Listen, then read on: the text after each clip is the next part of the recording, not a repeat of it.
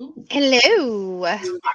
Ooh, you have a tiny little squid too. I forgot that you got one of those. Oh, and look, Hey, I forgot to you mute my gave it phone. to me. You found it and you gave it to me, and he had Oh, been right. lost. He had been lost in our renovations, and I just found him today, and so he had to come join me tonight. Does that one have a name? It is currently Squidward, which was named by my nephew, but I don't know that that's his real name. Okay. That We'll could just see. be his stage name. The stage name. Yep, I had a dog, and his name was Haas, according to that same nephew, but his name is actually it was Mo. It was Momo. But This is Reginald. my little dragon, I got lucky enough to find one of the tiny dragons, has been taken by my 2.5-year-old, and anytime I try to touch it, he says, "No, that's mine. That's mine." A wild gnomon garden has appeared. It's a gnome. Hello. Anywho's, welcome friends. This is Dragonmount. We do Wheel of Time nonsense, book nonsense, and today we're watching TV shows and doing my nonsense. Thankfully, though, we have a friend here that can keep me on track of things. And I have to tell you what I got today, though. I just remembered. So sadly, my brother-in-law and his boyfriend are moving halfway across the country. They're moving to Maine to pursue their dreams. So I'm very sad. But as I was helping him move some things from his apartment back to my in-laws' house, that's a good friend, helping move. I love him. He had the entire Avatar: The Last Airbender box set, like the nice one, and so it's now mine. That's awesome. That was part of my payment for moving, and so I'm very excited about that. That's pretty awesome. Oh man, now you got to see if there's any good like DVD commentary. I know, that's what I was wondering. Yeah, I'm gonna check it out before next week. That's cool. I'm jealous. It's well, that's also true, but just so that we don't incriminate ourselves on YouTube, we never have done anything like that. Nope. I do have an uncle that has a chrome cleaning business in his body shop, though. So just in case anyone ever needs chrome cleaned on their car or things, yeah, there's that. It's in Queens, though, so only if you're in the tri-state area. Yeah. This week I actually got to record something. So Dragonmount, obviously we're sponsored by Tor Books, which is fantastic, and our Patreon. And we love all of the people that still support us over there. We are going to be putting some attention into that very, very soon, and we'll have some news. Yes. But Tor, now usually the books and stuff like that, and the Tor authors that I've talked to in the past have been like, friends and things that also happen to be Tor authors, and we got them to come on. Tor hasn't in a little while like sent us stuff to like specifically do.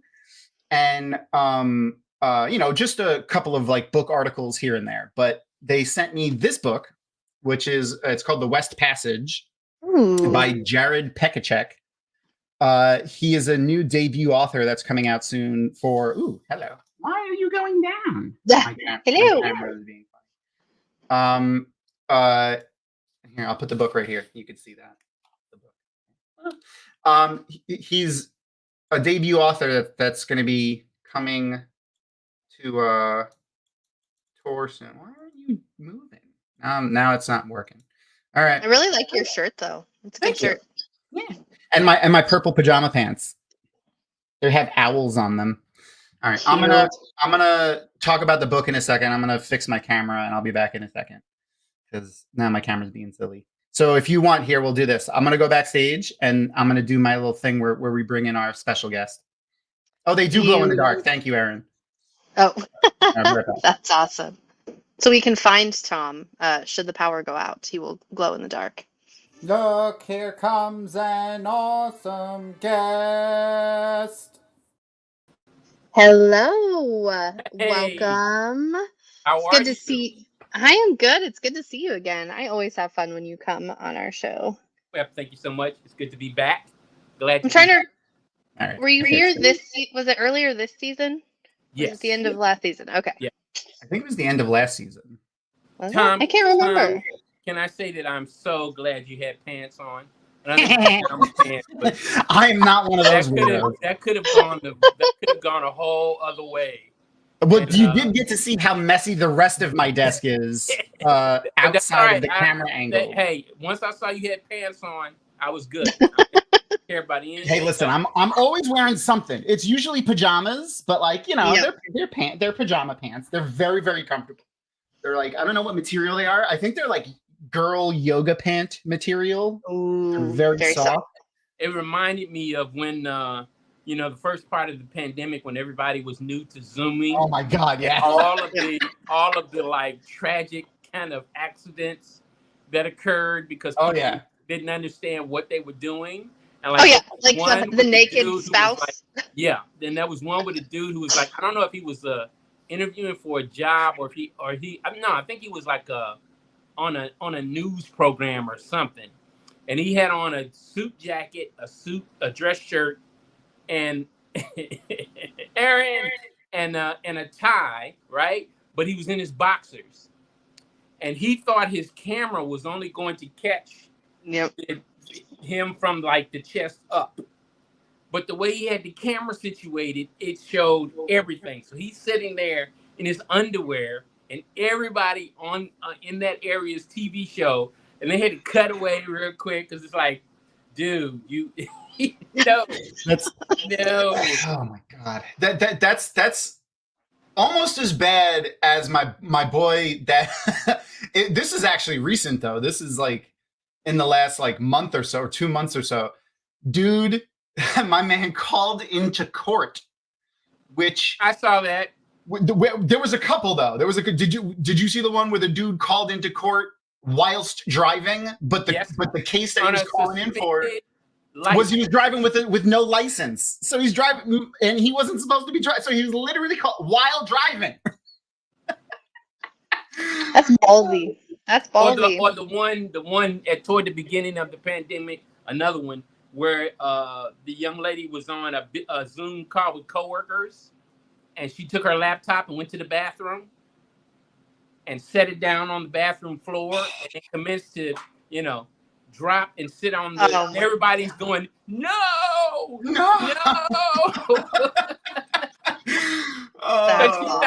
thought nobody could see her. I don't, So you ever watch someone end their career in real time? So I'm just glad that you had pants on, Thom. Yes. Kudos. Thank you. This time, pants. It's either going to be pajama pants or what I've started calling my house pajama shorts. They're house like pants. I don't know what they are really. I don't know what they market them as. Aaron got them for me. They're shorts, but they're made out of like a sweatpant material, I think. Oh. And they're the two that I have, one has Stitch on it and the other one has Monster on it from the Muppet Babies. Oh. Crystal, did you have a lot of books when you did the move? Oh God. Because I know someone dropped the bodies thing in the comments, but the other thing is that friends help you move. Really good friends help you move books, right? Well, so here's the thing. They haven't moved in a while because this was my brother-in-law and his boyfriend. And so we had given them a bunch of boxes, like just, boxes we had from all the kids' shit we get around the house. And without thinking, they're like, man, we have a lot of books. We're going to put those in the biggest boxes. And I got there this morning. I was like, no, sir. We're going to take all this out and start putting books in shoe boxes because it was literally the large size U-Haul box full of books. You got to put the box. You got to put the books in the small boxes. Yeah. Even though that means you're going to have a whole lot of boxes. You got to. You can't do the big giant. No, you're trying to get somebody sent to the emergency room. Hell yeah, man. I'm too old for that shit. Maybe 22-year-old me was lifting up a big ass box full of books, but 38-year-old me needs the little box because I threw my back out picking up a pencil off the floor 3 months ago. It's what happens when you turn to be this age, Thom. No, right before my birthday, I threw my back out again. Someone 2 ways someone's a really good friend. They help you move books, and they're willing to read your manuscript. Yep. I'd read a manuscript if someone sent it to me. If someone sent me their, I've read, Blue. Blue. What's his last name? Why is his name Blue Cole? Yeah, Blue Cole. Oh, yeah, Blue. Yeah, Blue Cole. He's an author. He used to go to JordanCon all the time. He became like the mayor of his small town in Georgia, and got busy and stopped coming to JordanCon all the time. But he sent me one of his books that he was doing. That was the only manuscript I've ever done. I've done a couple of beta reads for people, but he sent me like an early manuscript of a book that he was doing, and I read that. Nice dude, Blue Cole. Look, for authors, that's a tough ask. Where there too, when you get to that point where you have to start reaching out to people to ask them for blurbs, because then they have to actually read the book or the collection. And when you're asking someone to read the actual whole manuscript, those are tough asks. Well, when I first became an author, I had no idea how much begging and wounds to my pride, because that I don't like asking for stuff. Yeah. But you have to like reach out to people, and those are two of the tough ones. Dude, I feel that hard. And then when you're at a con and you're talking to someone who knows you're an author, and you see them edging around to try and ask you to read, not a friend, this is just a relative stranger, someone that you just met at a con. Yeah. And you see them about to bring up their manuscript, and you're like, you know what, I've got a thing I have to get to. I'll talk to you. In your mind, you're saying, please don't, don't do it. I wonder if there's a way for these author conventions that we all go to all the time. Like if we could set up like a thing where it's like, hey, I'd be willing to read a manuscript for an author at these things, and so then oh, we set up like this like a meet and greet or a breakfast or something. So everyone that's there, everyone that's there is willing to read a manuscript, and you could give it to them, and maybe people that are there, maybe you meet people that are there. It's a networking availability thing. It would be like a thing for professionals, like not for the attendees of the convention, but for the attending authors, publishers, editors, whoever's there. Like at JordanCon, say we have a lot of editors and publishers and authors who attend. The last year that I did guest services, I think it was 61 guests, and maybe 4 or 5 of them we had Catherine Redfield, who's been a guest here.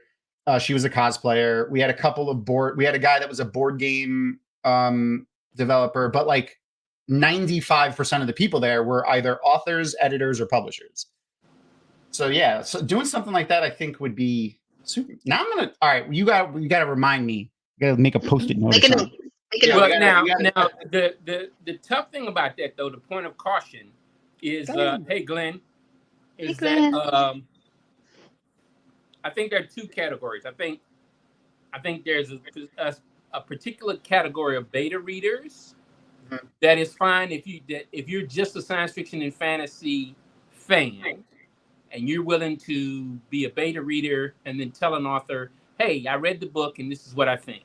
It just as a reader. I think that's kind of something that will work as a kind of open call. Question. If you're looking for someone to, obviously, if you're looking for someone to blur, but if you're looking for someone to read your manuscript and to give you some critiques, you want to make sure that that's someone a professional who has the requisite knowledge and skills. Yeah. You don't just want someone, just a person off the street. Yeah, you don't want necessarily it doesn't have to be an author, an editor, or a publisher. It could be someone who's got a profession in communications or a degree in English, or something that's like that would benefit to the task at hand. You wouldn't want an electrician to do it, because that's not going to help anything. Well, I guess that. So my question to that person would be, what do you like? Because by them telling me what they've read that they like, that immediately gives me an indication of, what their level of taste is. Because the other thing is that not everything is for everyone, right? And if you're reading something that's outside of your kind of palette, your kind of taste, then you're not going to get the kind of response that you're looking for. You want someone who's interested in reading the kind of writing that you're doing. So question. Yeah. Go ahead, Tom. I have a question, and I think this will be helpful for all the viewers. And I mean, I have a good idea of it, but like even I myself am not 100% sure. Like, what makes a good beta reader? Because I know, like, I've seen a lot of authors say things like, when you're beta reading for something, or if you're reading something in whatever stage, if it's not like you're not an editor, so don't send correction typos and things like that. What makes a good beta reader, essentially? Wow, that's a big, broad question, because I think it depends on what the author is interested in, right? Well, say for you. Like, if it's me, then what I'm interested in is, okay, again, tell me what you like, and if the things that you read that you have enjoyed reading are things that I feel are parallel to what I'm writing, that they're in the same kind of area, right? Then you can be a beta reader, and all I want from you is whether you enjoyed it or not. Okay. That's I don't need any. I don't, like you said, you're not an editor, you're not a proofreader, you're not any of those things. I just want to know as a reader, a general reader of science fiction and fantasy of the type that I write, was this something that you enjoyed? And then maybe I would say, okay, well, what things did you like most? What things did you maybe not like as much? Here's an interesting part. Did you skip any parts? Because when you're reading, because I'm a reader first. And you read some things where you get to a part in the story where you're reading, and you're like, okay, I don't need any of this. And you kind of skip ahead, right? To get back to the part that you're interested in as a reader. Or even like skimming. Mm-hmm. Well, but specifically, I want to know, is there anything that when you were reading, that you skipped that part to get to the next part that you were interested in, right? And if you have a large enough sample size, if you have enough beta readers, and you get that feedback that the majority of folks are skipping these same parts, then that gives you some indication. Okay, maybe I need to pull that. Maybe I need to rework that section or take it out, because if it's just one person, that's one thing. Because people like certain things more than they like other things. Fair enough. But I give you an example. One of the ways that Milton Davis is a colleague of mine, a fellow science fiction fantasy author. Love Milton. Milton is very interested in dialogue. His stuff is very dialogue heavy. And my stuff is not really. I'm much more interested in. It's not that I'm not interested in dialogue, but for me, I'm very interested in the plot, the action, what's happening, right? I don't really kind of settle down into long, extended conversations. I'm much more interested in kind of getting what's going on in the story, right? And so we're very different in those ways. And there are some readers who like one more than the other, right? Some readers want that kind of heavy emphasis on dialogue. Some readers want a heavy emphasis on world building. Some want a heavy emphasis on plot or story. And so you have to be clear about what it is what you're looking for, what you're asking for in terms of feedback, so that you understand kind of what to do with it. Okay. That's what I was gonna say. I've beta read for a couple people, and what they wanted from me was wildly different. And so I always ask, like, hey, what level of input do you want from me? What questions do you have? What do you want me to address? So then you're respecting kind of what they need. Yeah, and I think that's an excellent idea, Crystal. That what you do is you don't just send the manuscript and say, hey, read it, tell me what you think. You send it with a short list of questions. Here are the things that I want you to answer these questions already, right? And just answer that for me. And that way, both you and the beta reader understand what the dynamic is and what you as the author is asking for. And that way, the beta reader also can kind of be comfortable with the feedback that they're giving, because they know this is what you're actually asking for. They don't have to kind of try and figure out, okay, well, what is it that this person wants from me? as a beta reader. So yeah. Okay. So real quick for Arosa. Hello, Arosa. Welcome. We missed you. We were just talking about wow. So Gerald Coleman here is an author, poet, philosopher, pretty all around cool dude who I enjoy. I like to collect all of these awesome people, and then because they've given me like the power to do whatever I want with the show, then I get to see all my friends that I only get to see like once a year. Now I get to see them slightly more often because we get to do like an hour of watching TV together. So we haven't started watching the Avatar episode yet. We were just talking about we were answering all of life's difficult questions. Yeah, how do you beta read a book? Rosa, we summed everything up. You did miss seeing my pajama pants because my camera's face tracking, which I have shut off for some reason, turned on, and then decided to track down to my crotch and was just showing my pants for some reason. And my the rest of my desk is very dirty. Like it looks very neat and clean here, but starting from like right here back, it's very just like all of the stuff that I use on a daily basis is over here. My moisturizing cocoa butter for my skin when I get dry, and my gimbal for my camera, when I do all my nonsense. But yeah, so we were all just glad that Thom had pants on when his camera dropped. We were all very relieved. Hey man, I could have started an OnlyPans or something if it could have gone. This could have gone off track. It's real fast. Yeah, we would have definitely got a content warning from YouTube for that. But before like, I got what kicked are off, they doing over there at Dragonmount? What's going on over there? It's a whole new world over there. But before my camera decided to give everyone a shot of my crotch, I was talking about the West Passage book that that Tor sent me. So real quick before we dive into Gerald's books, because Gerald is also an author and I want to talk about his stuff because I have a bunch of his stuff on my shelf over there. But because I forgot that I moved my shelf, I looked over here from my bookshelf and I was like, that wall is empty. There used to be a bookshelf there full of books. Anyway, so this book, The West Passage, it is coming out next month.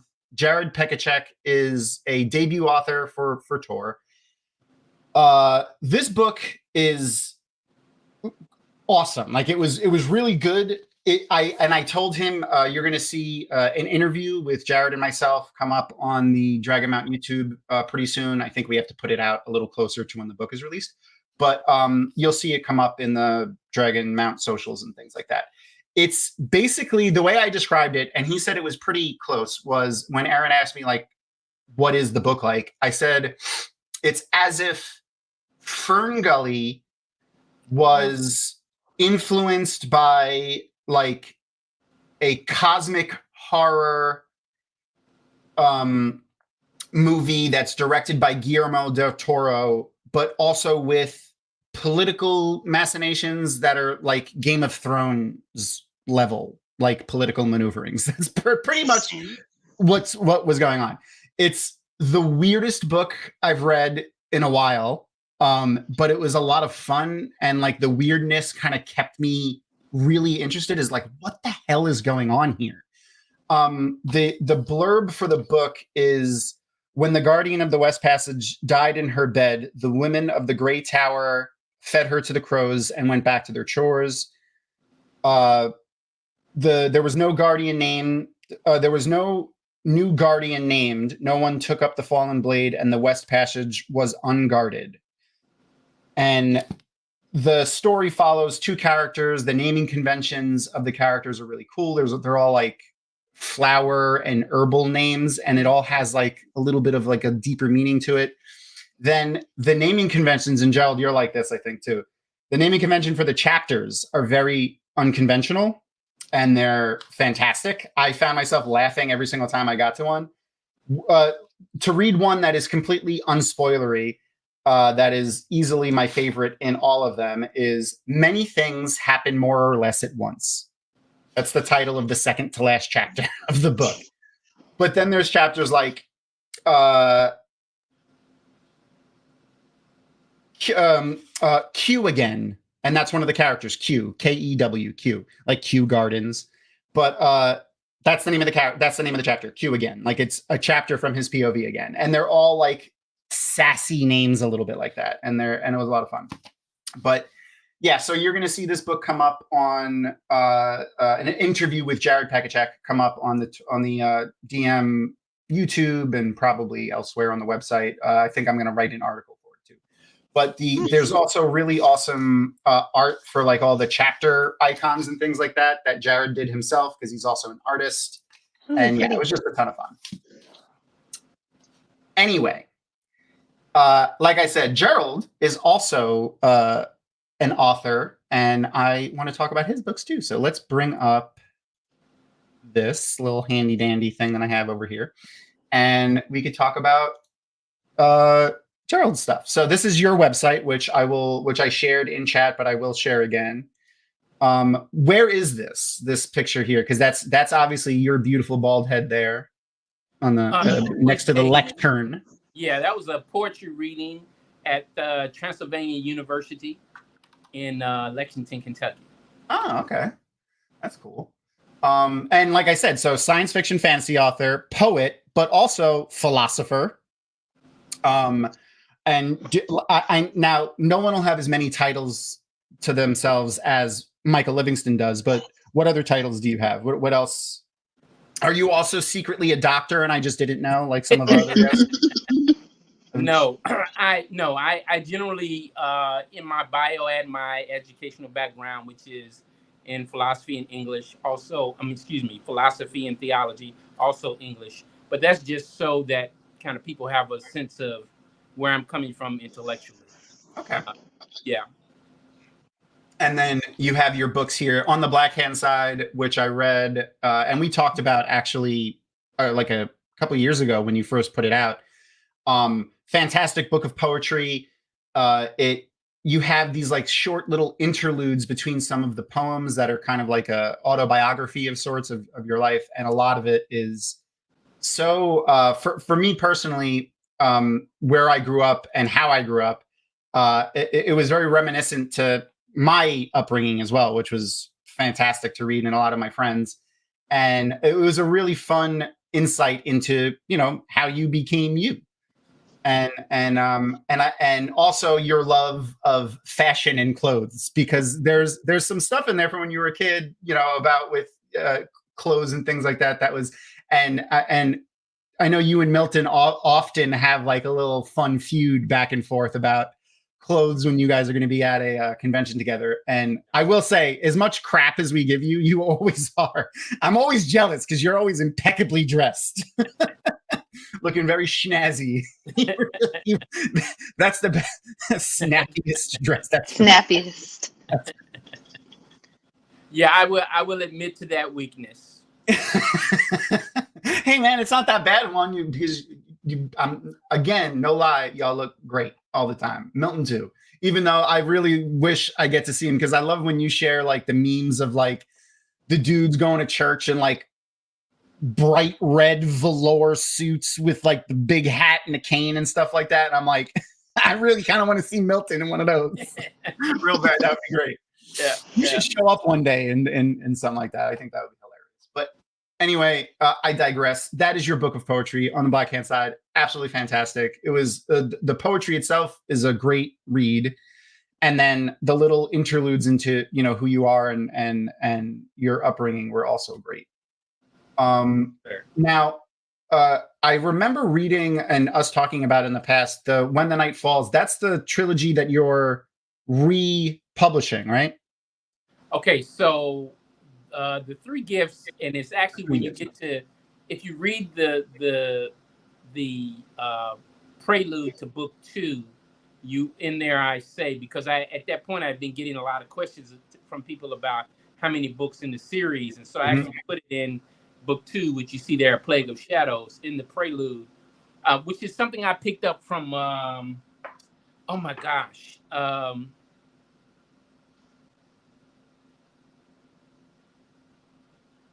I can't remember if it's, Now he's showing how old we are. No, I think I want to say it's either the author. I want to say it's either Stephen Brust, the author of the Vlad Tautos stories, or it's the author of.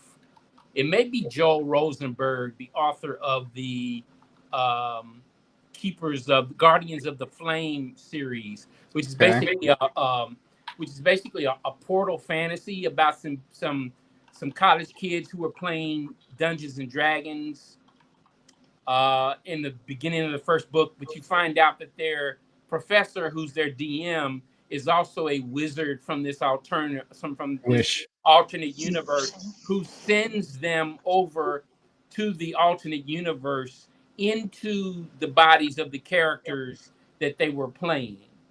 And then there's this whole other plot behind why he did that. Okay. But he always had these very interesting little kind of preludes. It's either him or Steven, I can't remember which one. But whoever it was, they had always had this interesting, and then again, it could be the author of the Myth Inc. series. Anyway, the point is that whoever it was, they always had these interesting little forewords or preludes where they would talk about what's been going on with them between publishing books, and maybe if the book it's been a while since the next book has come out, explain a little bit of what was going on. Hey, this happened with the publishers, but in a very kind of interesting, kind of humorous way. And so one of the things I took from that was talking to my readers directly in the forwards of the books to say, hey, here's what's going on. This is where I am in the process as I write this. Thank you for reading, blah, blah, blah. And so one of the things I mentioned in the forward to book 2 was that, because when I was at all these cons, people would ask me how many books were in the series. And a lot of people presumed it's a trilogy.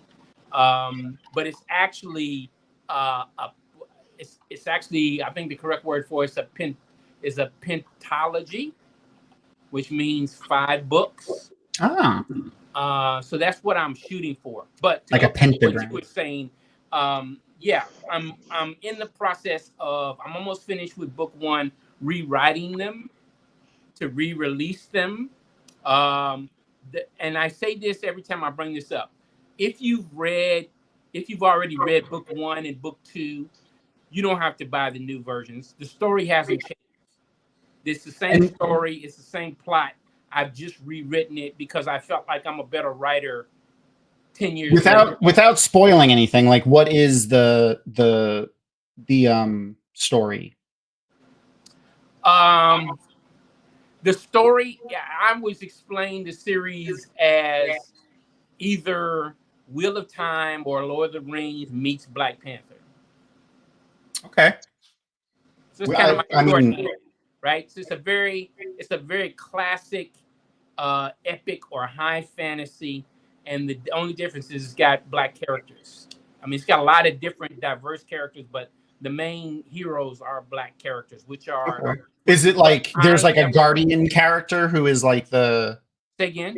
Like so like Black Panther in the sense of there's like a guardian type character who is like has this position, or is it just the fact that you have more Black Panther? I think the connection to Black Panther is, and you see this is you'll see it as you read the first book. Okay. Of kind of who the protagonist is, where he comes from, and how that all kind of plays itself out in an epic fantasy setting. Okay. Right. Yeah. And then you got. So the point is that I'm just rewriting it because 10 years on, I'm a better writer than I was at the beginning. And I kind of, as I started writing book 3, I realized, you know what, I need to go back to book 1 because the challenge of writing this, one of the challenges of writing a series is that you really have to engage people enough so that they want to get the next book. Yeah, that's true. And so it's no use for your best writing to be book 4 or book 5 or book 6 if no one is going to buy book 2, right? Yeah, and that's fair.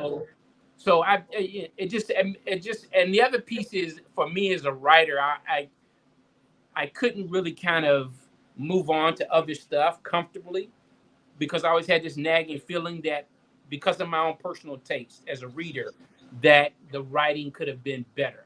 And I'll get in trouble for this because there are people who have read my stuff who will come into the room and try to beat me up right now because man, it's great just as is. It's wonderful. I love it, blah, blah, blah. And I'm happy for that. I'm happy for the people who already love it and enjoy it right now. But just for my peace of mind. So I'm almost finished with book 1. Then I'm going to do the same thing with book 2. And then book 3 will come out. And I'll move on. So again, but it should be, I'm hoping it's going to, for example, it's not going to be anything close to what Robert Jordan did. But 5 books is what I'm shooting for. Okay. If it becomes 6, maybe 7, but 5. Now you're starting to sound like Robert Jordan. No, 5. Maybe 8, 9. I'm shooting for 5. And the only reason I say that is because as a reader, there have been some stuff that I've read where I wish the author had maybe written 1 or 2 more books because they left some stuff that I was very interested in out to kind of wrap up the story. And there's some other things that I wish they had kind of spent some more time kind of playing out in terms of, other characters aside from like the main character. So yeah, but yeah, pentology is what I'm aiming at. So, and I'm up in the air right now about whether or not I'm going to do new covers. I don't know if that's too much, but I mean, I like the covers. Yeah. The and then the other book that you have on here is another. You have the other book of poetry, which is Nappy, right? Metaphysic. Yeah. And then so From Earth to Sky, which From Earth and Sky. Or From Earth and Sky. Sorry. Yeah. That's right. I always say that too. I backed it on Kickstarter too, and I kept calling it that when we were talking about it. Is it more of like a science fiction? Is it like a space fantasy in the sense of like where I always considered Star Wars more of a fantasy than like a science fiction? It's not a hard sci-fi though. Well, no, it's a collection actually. It's a collection of short stories. So there's some urban fantasy in there. There's some cyberpunk. There's some classic sci-fi. There's some slipstream. So it's a collection of short stories that kind of cross the science fiction and fantasy landscape in terms of genres. There's a story in there that I would call urban fantasy, and you got a Tuckerization. You got a Tuckerization through the Kickstarter for this collection, and so one of the stories has a character named after you called The Great Escape, and it's a character who is a demon who keeps trying to escape from hell over and over again. Perfect. And I told you that I wanted to figure out a way to kill you over and over again in more and more absurd and outlandish ways each time. And hopefully, I think we succeeded in that with that story, because the premise is that the only way to send the demon back to hell is you have to kill them in the mortal world, and that basically exiles them back to hell. So it gave me an opportunity to kill you in very, more and more absurd ways as these characters, these other higher ranking demons are sent to try and bring this character who's named after you back. And then there's an interesting kind of twist to what the whole thing is really about. Now, I had a ball writing that story. It was really fun. I'm totally going to clip the I got the opportunity to kill you, by the way. I'm clipping that for sure. That's going to go into like a future intro or something. Like I'll give folks one little preview. Like your character gets killed by there's a tourist stop. Like it's in Kansas or somewhere. The world's largest ball of twine. Yep. So one of the times he gets killed is he gets rolled. This giant ball of twine is rolled over top of him. So Fantastic. Absolutely fantastic. So I got to figure out very ingenious ways to kill this character named after you, multiple ways. That makes me very excited and happy. Yeah, it was fun. The other thing that we wanted to mention was the why didn't we go back to normal? The Space Funk book that is now, is this another collection of short stories that Yes. Milton is? Yes, it is. Okay. It is 50 poems and short stories with some of like Maurice Broaddus, Linda Addison. I'm in there. Milton is in there. I mean, like, just if you go and look at the table of contents, you will. I mean, S.A. Crosby is in it. Like, you will be amazed. And so Milton is running. This is also the last in a series of funk anthologies. He did steam funk, cyber funk, diesel funk. Beautiful art too.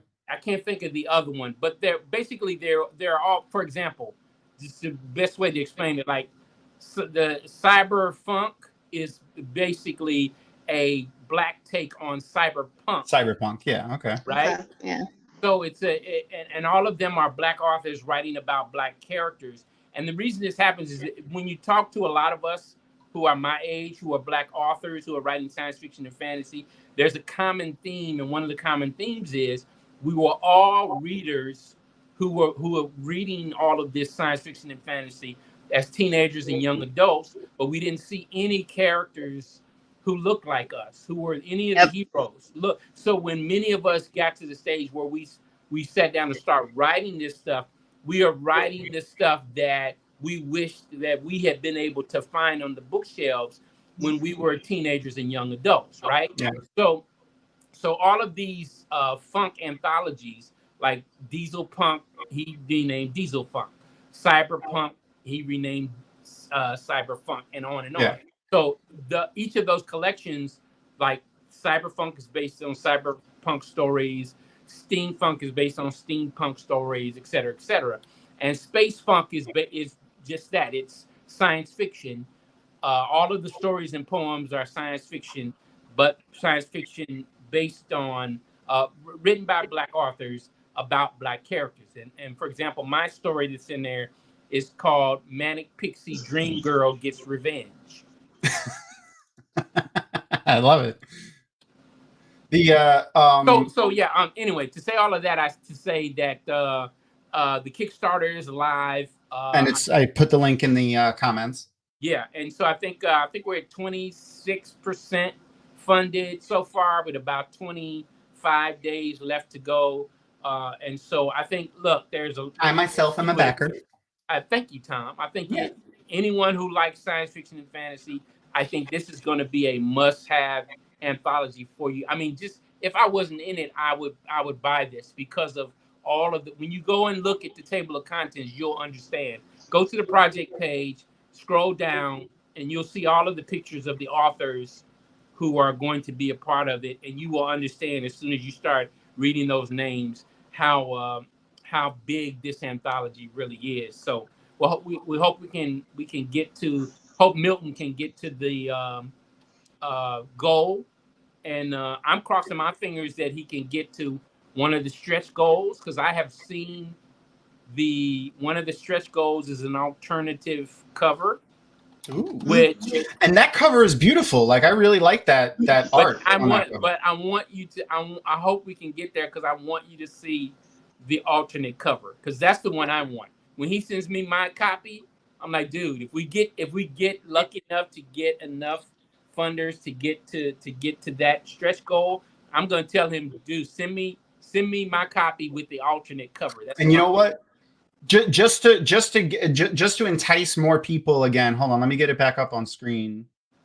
There we go. So something that I did for Koala Sadai did the Cards of Time Kickstarter when we did their show. I want to do this for this one too. And I'll contact Milton about this. I'm sure he'll be fine with it.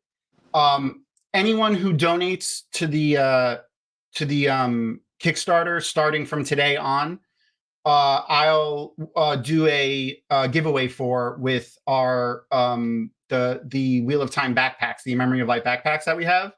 And basically, if you donate to that project now, and it could be anything, it doesn't even need to be the full thing for the project. Like right here, you could just see make a pledge without a reward. It could be any amount of money that you want. It could be $1. Just help back the project, get it off the ground. I'll contact Milton, and he could send me the spreadsheet of people who have backed it. And if you back it between now, today, and on, or even if you've already backed it, if you want to up your back amount by any amount, you'll have a chance to also, I'll do a giveaway when this project is over for the A Memory of Light backpack that we've been giving away. I'm looking for the picture of it, but apparently I've deleted the picture out of Streamyard because I'm amazing. And just and let me just be clear with folks. This is an actual artist. We support as authors. We support actual artists creating, drawing stuff. That's who we pay. No AI. Yeah. So just so folks know, Thom, I haven't checked in. Will you scroll up so I can see where we? Oh yeah, sure. So right now it's currently at 5,000 of the $20,000 goal. There's 131 backers. Got just under a month to go. So I think with our community, we could probably give a decent boost. So even if you're only backing it for a chance to win the backpack, cool. But you're supporting a great project, and if you want to even just look at that, look at all of these offers. Like just Kyoko. I love Kyoko. Yeah, S.A. Cosby. I'm seeing who else I know on here. I'm being Lurkery, and I'm looking through who else. W.C. Dunlap, Zigzag Claymore, Maurice Broadus, Linda Addison, Rob, Jen Rob's Bacon. Great. I mean, just Nicole. Yeah, just some great. Maurice, you guys did the chat together. Yeah, maybe not the last. Was he on the last one? I don't remember. No, that was the one that Clarence ran. That had me, Clarence, Maurice, Eric, and Milton. Eric Nunley. And we were all reading Black speculative fiction. And that's not everybody. That's like, I think that's like 30 some people, but there are a total of 50 contributors. I don't think they've just done, even for everyone. Even if you only back it to get the ebook, you're going to get short stories from 50 or more authors. Like that's awesome, just to get a different short stories from all of these different authors, see all these different writing styles and character developments. It's that in and of itself is interesting. And then added on to that is supporting Black creators and artists and not AI stuff. So yeah, no, that's great. And let me just say real quickly that crowdfunding like Kickstarter and Indiegogo and even Patreon have right, Aaron, so many people, so worth it. Kickstarter, Indiegogo, Patreon is like one of the most important things happening right now for Black creators. Like it's a way to kind of bypass all the gatekeeping that happens and like really make an impact in terms of supporting Black authors who are and other Black creatives, not just authors, but folks who are artists and who are doing a bunch of other stuff. I think it's a really important way because that you're very clear about this support going directly to that human being. Yeah, not having do what they do. Yeah, Kickstarter, Patreon, all of those, Indiegogo, all those websites have been a great platform for small indie authors and creators of any kind to be able to get their product and their voice out to a community where before the only way to do it was to go through those big authors and things like that. So added on to so it was hard for anyone to do starting out, just to, as a baseline. It was, there was always, the level of nepotism and who type things. And then added on to that, the inherent systemic racism that permeates every aspect of our society and misogyny for women. So to be able to get the voices like that out is fantastic. And now my favorite part is seeing these major companies try to like backpedal on things and like tag on to it to be like, oh look, we're also supporting these things. Like, why? I mean, you're only doing it now because you see it's popular because people want it. Yeah, okay. Right. Yeah. Anywho, but yeah, anyone who supports it, we will be very grateful. I think it's because it's a great project. This is going to be the last. This is going to be the last of that series of the Funk series. Yeah, and so I really think you're going to get your more than your money's worth. I think because I know a bunch of these authors. I mean, Maurice Broaddus is a phenomenal author. Linda Addison, phenomenal. S.A. Cosby. I mean, just there's some phenomenal writers. This isn't just people that you don't know from Adam. They're actually traditionally published, kind of like Maurice just did a 7-figure book deal with Tor about 1.5 years ago. Like, so it's not just, I mean, there are a bunch of us who are indie authors who are in it, but there are also some really big name traditional authors who are part of it, just so that you understand that this is kind of a broad category of authors writing in Black speculative fiction and poetry. And I think anyone who picks it up is going to be delightfully pleased. Okay. And thank you, Thom and Crystal, for giving a shout out to that. Always, man. You got to, first of all, I mean, even if you guys weren't my friends, you got to support your friends. But you're also fantastic authors and good people. And like, that's what Dragonmount is all about. Like, obviously Dragonmount started from a Wheel of Time perspective, but reading and books and going, like, I don't want to just say indie authors, but going against the grain has always been kind of like the format. So yeah, being able to support those types of projects are fantastic. And it's what the community is all about. Before we go off too far for too long, and I do want to get into the Avatar episode, which we will soon. I want to do one other thing that I have started doing the last couple of weeks. But before we do that, I will share the link for the watch party for the Avatar show. So if you want to join the watch party for the show and watch it directly with us, you can. I shared the link in the chats. It will direct you to download a browser extension. It's called Teleparty. It's a legit extension. It's not going to get you in trouble with any of the streaming platforms. It is just so that we can do a watch party together. If you don't want to use the Teleparty app, I will still do the thing that I usually do, which is have my little timer on the bottom. I'll line them up and you can follow along that way. So one of the other things that I started doing in this beginning portion before, the crotch shot in the beginning, when my camera decided to track down to my is I've been going over like the recent Wheel of Time news. So any kind of articles or whatever that's been posted in the last week. There's been a couple, a few of them were just rehashings of the same crap that has been posted the last couple of weeks, which is, oh, they're taking away Rand's loner portion from his story and blah, blah, blah. Yeah, they're not going to do that. They're just changing the position of things.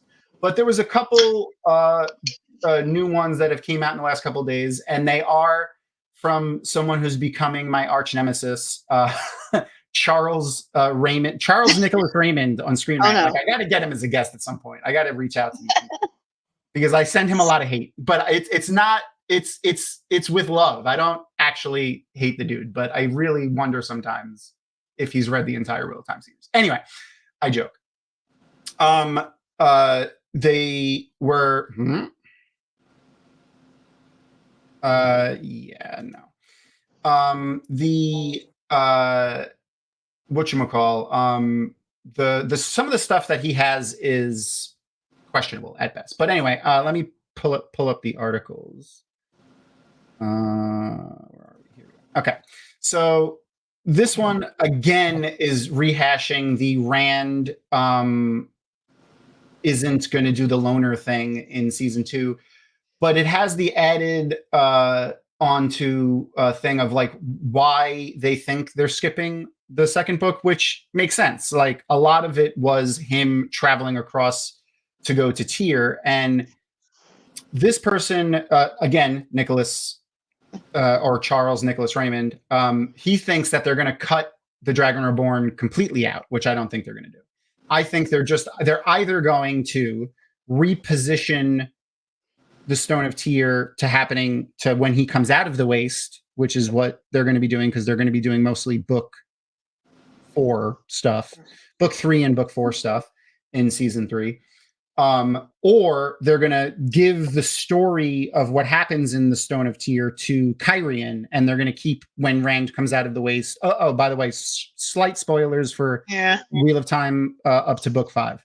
Rand comes out of the Waste and goes into Kyrian. So they'll just put the stuff that happens in the Stone of Tyr into Kyrian, which I could see them totally doing. And to tell the truth, really doesn't change that much. Like, it's not a big deal. They put the storeroom of Terangriel in there. They put Kalendor there.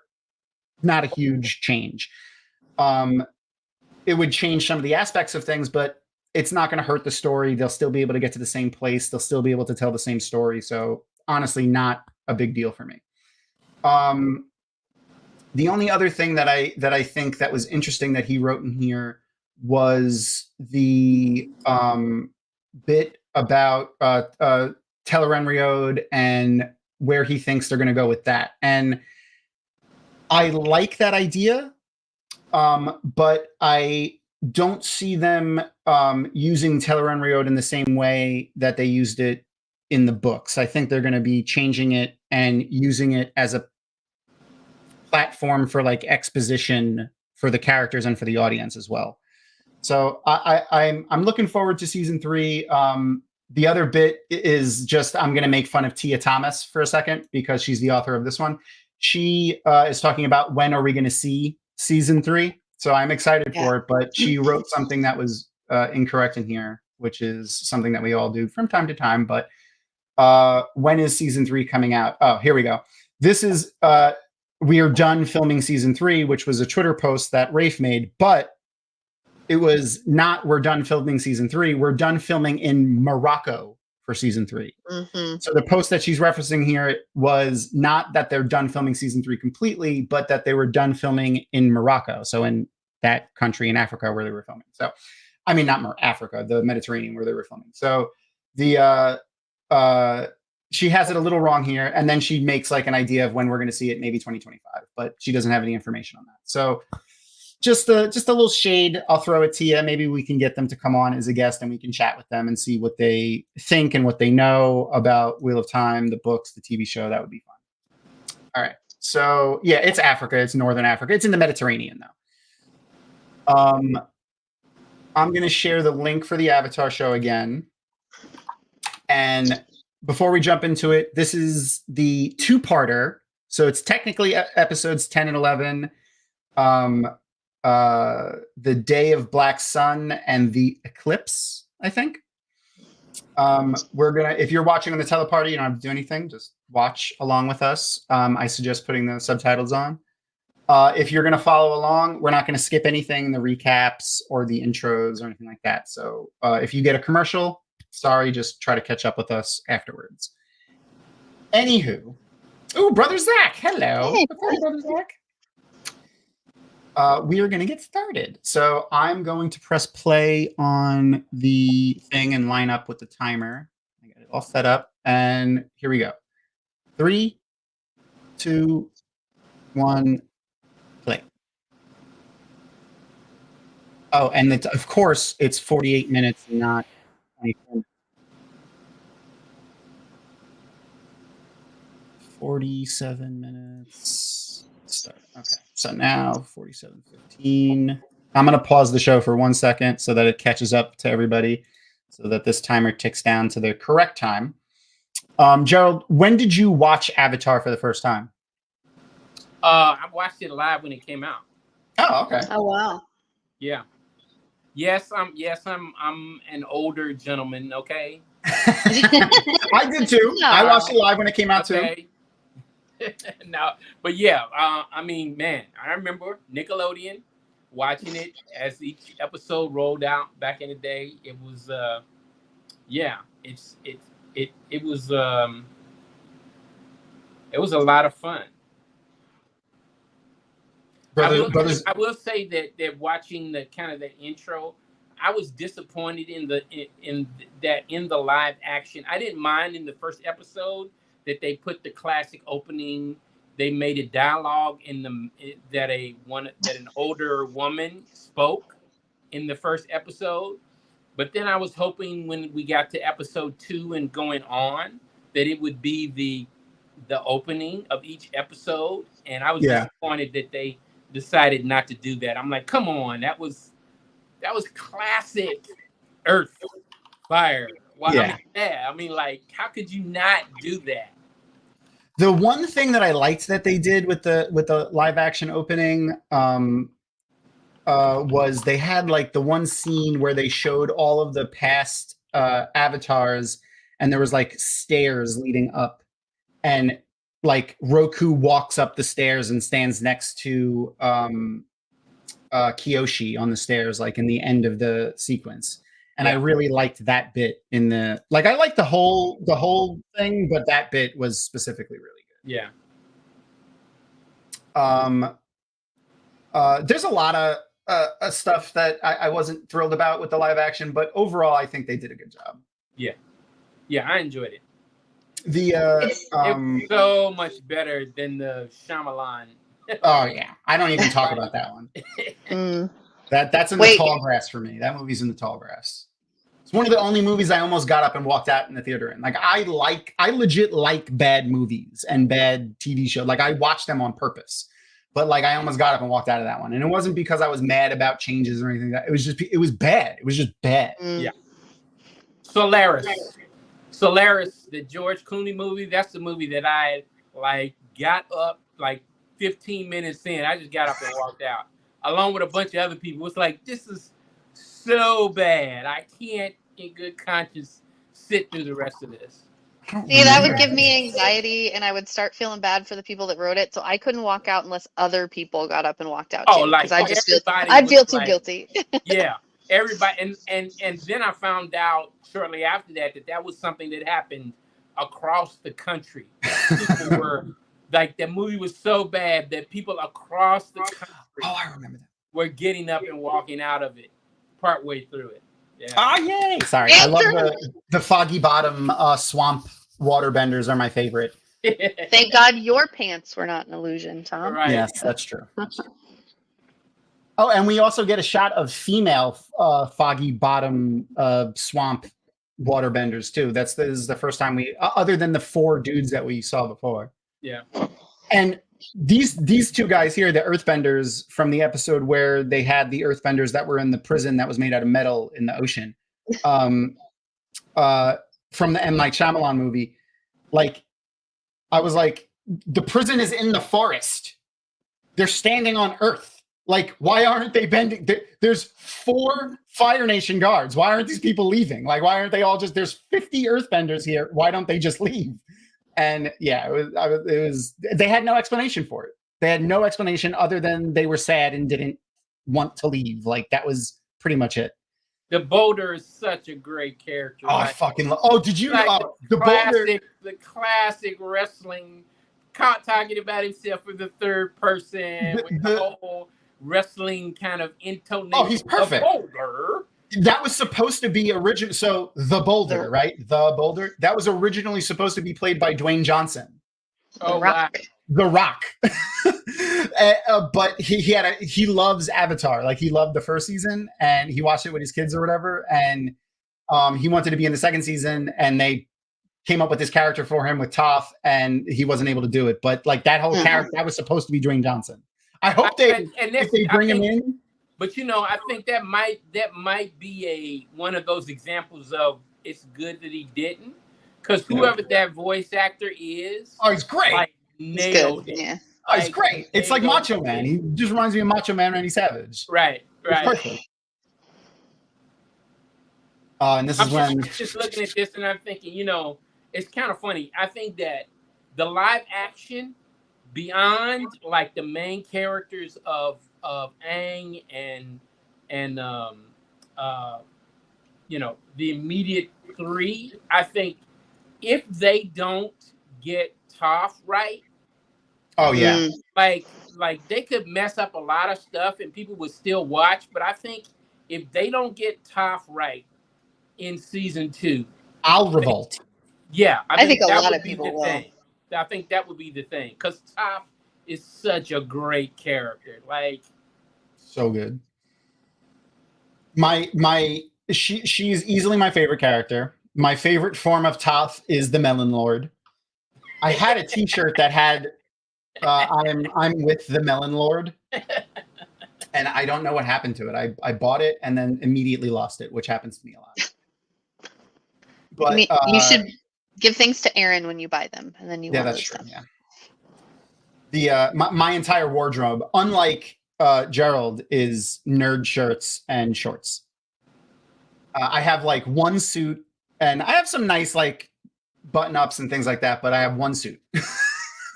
I think it's always interesting, like what characters become fan favorites that like the creators of shows and film series and all that have no idea. Like, I bet they had no idea how much of a fan favorite Toph would be. I mean, I'm sure they created Toph to be a likable character, but I doubt that they had any comprehension of how much of a fan favorite Toph would be as a character. Because there are people who like Toph more than they like any of the other kind of like central characters of the story, right? I think they knew how important she was going to be just from the stuff that they gave to her, like her position in the group, her storylines, like the fact that she is not your normal like anime girl type female character. Yeah. She has a disability. I think they knew what they were going to get, but I don't think they knew how much people were going to love her. Yeah, I think they probably knew how important it was to get her character right. Again, because she was a woman and had a disability and all that. But I'd be surprised if they had any idea how much of a fan favorite she was going to become as a character. Yeah. I'd love to talk to them. That would be great. Yay! Yeah, I finally shaved his head. I hated Aang with hair. I'm just gonna. Yes. I asked Thom before I had seen this season how long it lasted. He's like, "Oh, it's not very long at all. It's half the damn season." There you go. I spelled it for you, Glenn. That's it. That's the name. The Melon. Yeah, I totally forgot that he didn't. I thought he shaved it in the at the beginning of the fight when they attacked, but it was in this part. I'm sorry. I'm bad.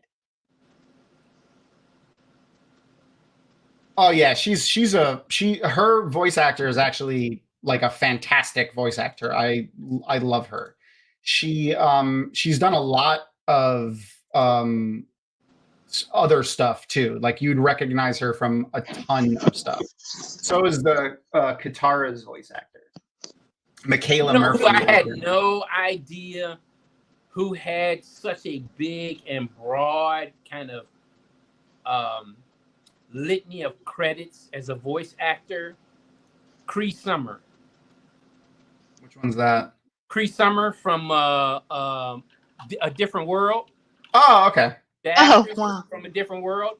She is apparently, go to her IMDb. She's apparently like been a voice actress for like all kinds of animation. 376 things, by the way. There you go. See, just like everywhere. I had no idea that that's where her career went. She's Bunny Star in SpongeBob.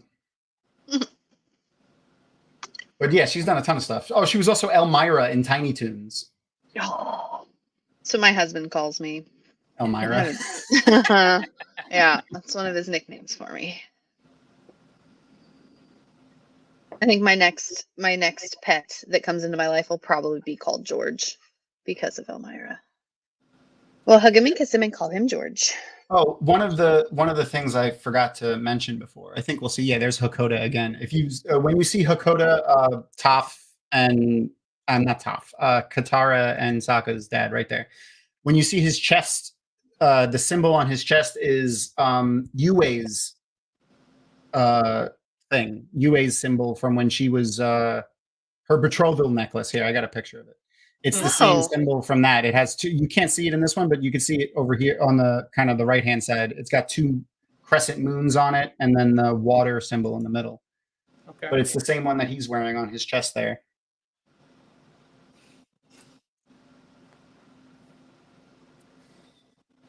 The other thing that I saw in this that I thought was really cool was all of the, and you could see it kind of now, even with these, all of the inventions, these vehicles that the engineer made, are influenced by Leonardo da Vinci's drawings, and you can kind of see it, especially with like the tail fin. He always had those weird, like ribbed fins. And I have when we get the shot of the tanks in a second, specifically the Fire Nation tanks look exactly like the tanks that he drew in his things. I have his original drawing, like a shot of it from Google. But yeah, like look at the tail fin on those things. If you've seen any of Leonardo da Vinci's drawings of like planes and stuff, that's what all of the wings, that's what they look like. And now we get buff Iroh. Which was probably one of the most shocking parts of the season for me when that was revealed. I was like, what?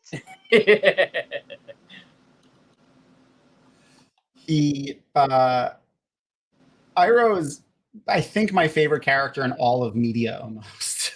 He's so great. I know I just said Toph was, but like he like as a like a teacher slash like father figure type character, he's easily my favorite. I don't know if it's loud for you guys. It just started torrential downpouring. I would take that.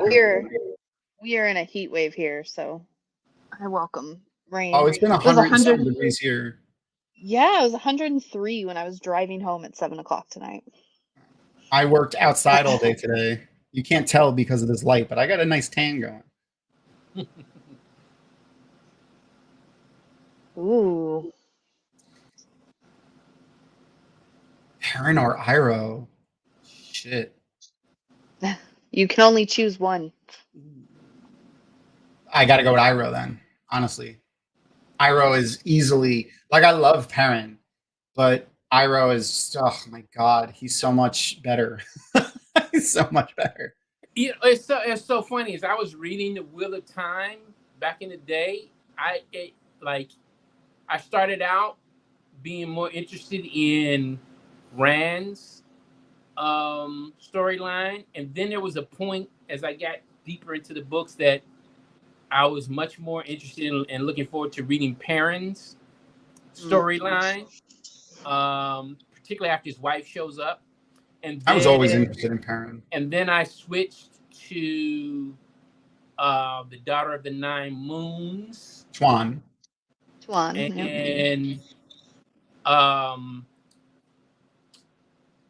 And then I was really interested in Logain towards the end. Logain gets really interesting. Book 9, 10. You know, once he's healed and he's on his own, like that got real interesting. So yeah, it was really interesting, as you know, where kind of how that shifted as I read. Yeah.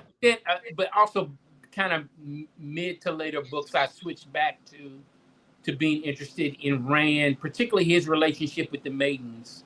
That was something I always. That was fun to read when that kind of came up in the storyline. So, yeah, very interesting.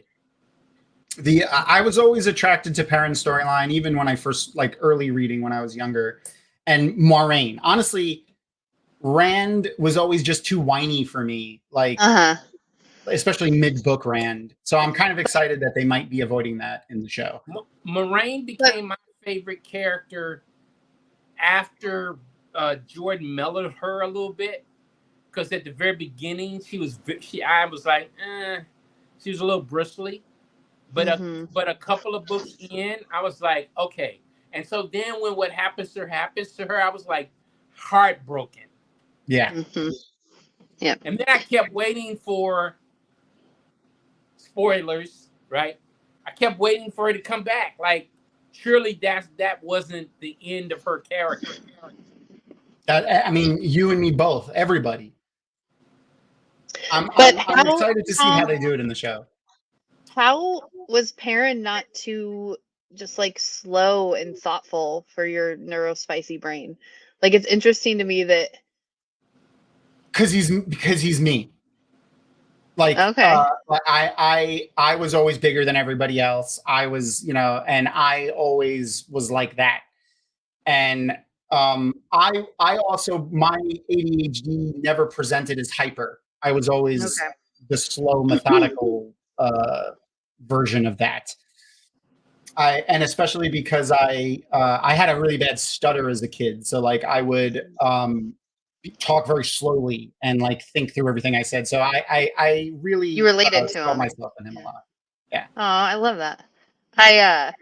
He's never a character that I disliked or didn't want to read about, but he always I felt like I wanted him to move faster. Like ever since I started reading the books, he was always just I'm like 6'2", yeah. I've always been bigger than everybody else. Like even like I was 6'2" when I was a freshman in high school, and I was like 230 pounds. Oh, Thom. I don't know how tall Thom. Oh, there we go. So those tanks, the Fire Nation tanks. Here we go. I found this image here. So this is the actual image, but someone blew it up a little bit. These are from Leonardo da Vinci's books. Like very much, even the Earthbender tanks that they have there look very much like the top image, but that's actually an airship. You could see clouds and stuff behind it. But the tanks almost are a carbon copy right out of that. They just added tracks to them. So I thought that was really interesting.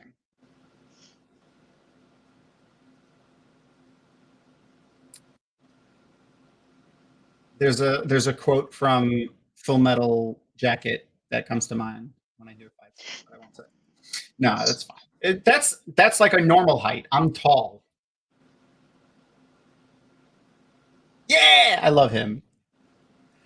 This has always been one of my favorite parts of Avatar is the way, and this is something that I love that Brandon Sanderson does, is the way they play with the magic system in it. So like they can bend water, therefore this swamp bender can bend like seaweed or vines or swamp whatever things, and he makes this freaking kaiju out of it. That's fantastic. I really enjoy when they do stuff like that. It's akin to blood bending, I would say, almost, because it's like he's bending the plants and the life of the plants, and they are alive still. That little thing reminded me of a roly-poly. It does look like a roly-poly. It's like a little roly-poly. Appa reminds me of a roly-poly too. He often rolls up in a ball, and his belly looks like the roly-poly. So cute.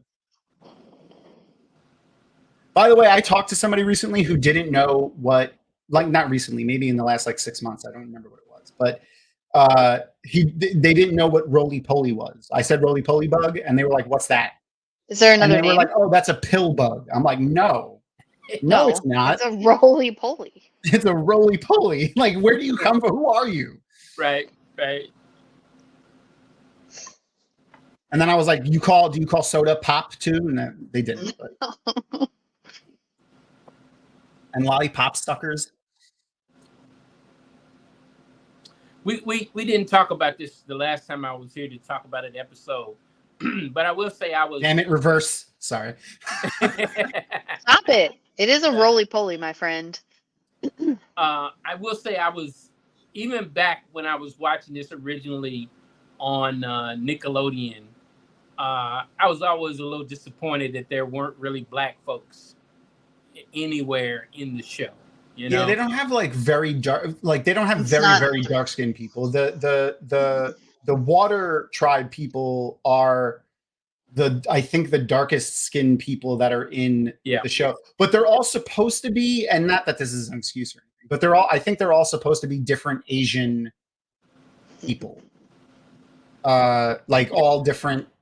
But there are dark. Oh yeah, I mean Indian people are very dark. Like not that that's a thing. Yeah, I know that's a shock to some people, but there are dark skinned people all over the planet. Like in every almost everywhere you go, there is a community of dark skinned people. Yeah, most Southern Asian people are like Taiwan, Singapore, even the oh shit, the fucking country that doesn't want to be part of China.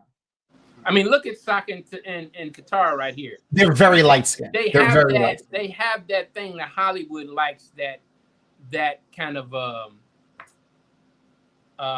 there's a particular phrase for it, but basically it's a kind of there's a little kind of something in there, but but you don't really, we can't quite tell what it is. Yeah, they're the Inuit. The water tribes are mostly Inuit in nature, which spans all of like those type of cultures are all in northern Russia, all the way through northern Canada, Alaska, those areas. And there are dark-skinned people up there. Oh yeah, I mean the sun is also there. That's the thing that most people don't understand is the sun is still where it's cold. Right. You need melanin even if it's cold. Right. But what often happens with Hollywood is that in all of those cultures, when they go to portray them, they always portray them with the kind of the lightest shade version of skin that's available to them. And they've been caught often in TV shows and in movies, posters and things like that, lightening skin. Oh, magazines. Yeah. Advertisements all the time. Yeah. If you end up on the poster at all. Oh yeah. Right. That's fair. Right. Or you're in the background, it's crazy. That reminds me of the posters for Force Awakens. Like when they did My Boy Finn dirty. Yeah, when they did posters for like other parts of the world, like they would put Finn way in the back. Yeah. Make him very small, like wow. Okay, Hollywood. The Chinese posters, I don't think he was in it at all. Right. Crazy. But but just as a young black viewer back in the day, watching this on Nickelodeon, that was something that was readily apparent to me. I mean, I still, as much as I still enjoyed the show, there was always that kind of little nagging thing in the back that, because I understood that when whatever culture you're talking about across the planet, very often there are dark-skinned people in those communities, but those people are never kind of put forward as a portrayal or a representative of those communities, right? We're going right into episode 2, by the way. So if anyone is skipping around or anything, and I'm letting it play as it plays on Netflix. So there's no starting theme or anything for this second. The whatchamacall, shit, I lost what I was going to say now. Never mind. Has it stopped, or is that just my computer? No, it's still playing for me. Try to refresh, maybe. Yeah, if you go back into the chat or just click the link I sent you again, it'll probably re-update it. Oh, there we go. Oh yeah, sorry. For some reason it just sent my computer into sleep mode or whatever. Sleep mode, yeah. I posted the link again for everyone in chat if anyone new joined. And also, since you weren't here before when I shared it, I will post Gerald's website again as well. Yes. Culturally ambiguous. That's what culturally ambiguous. That's what I was trying to think of earlier. Yes, Hollywood loves characters who are culturally ambiguous. You can't quite put your finger on, right? You can tell they're diverse. Yeah. You can't quite put your finger on like where they're from. Yep. Hollywood loves those kinds of characters because then in their mind they kind of get to, on the one hand, defend their attempt at diversity, but at the same time kind of play into Eurocentric standards of beauty, right? Yeah.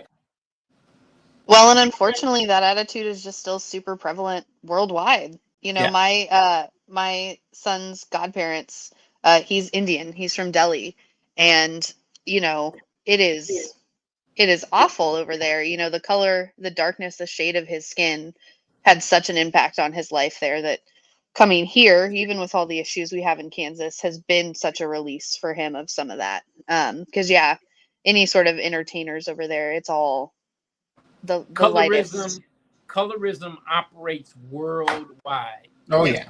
But that can be directly traced back to colonialization, how kind of fairer skin is portrayed as more beautiful. You know, that whole kind of Eurocentric beauty standard that is really deeply woven into a lot of cultures around the world because of what that. Actually, have you all watched Blue Eye Samurai yet? I have. I haven't watched the whole thing yet, but I have. There is actually a moment where the villain character, who's voiced by Kenneth Branagh, you know, the white guy who's holed up in the stronghold,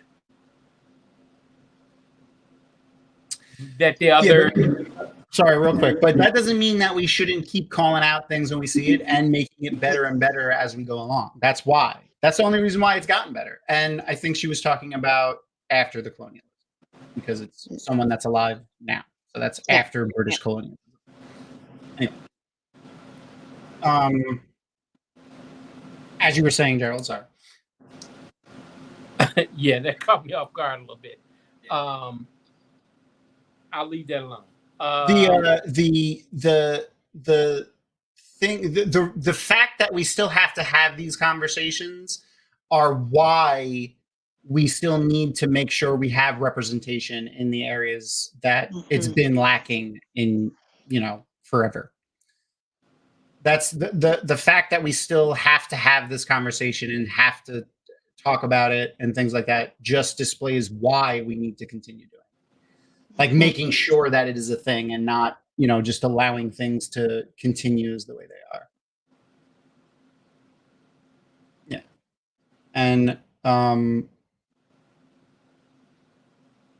I think shows like this, especially this is another thing that Avatar and I think Wheel of Time have in common a lot, which is I think probably what attracted me to both of them, which is how the writers take real world traditions, mythologies, art, fashion, architecture, everything, and kind of mix them together and show it to us in these really fun, interesting ways. Like, you know, just the types of clothes that these characters are wearing. Like the Fire Nation is very Imperial Chinese, but they also have a lot of like West Indian influences.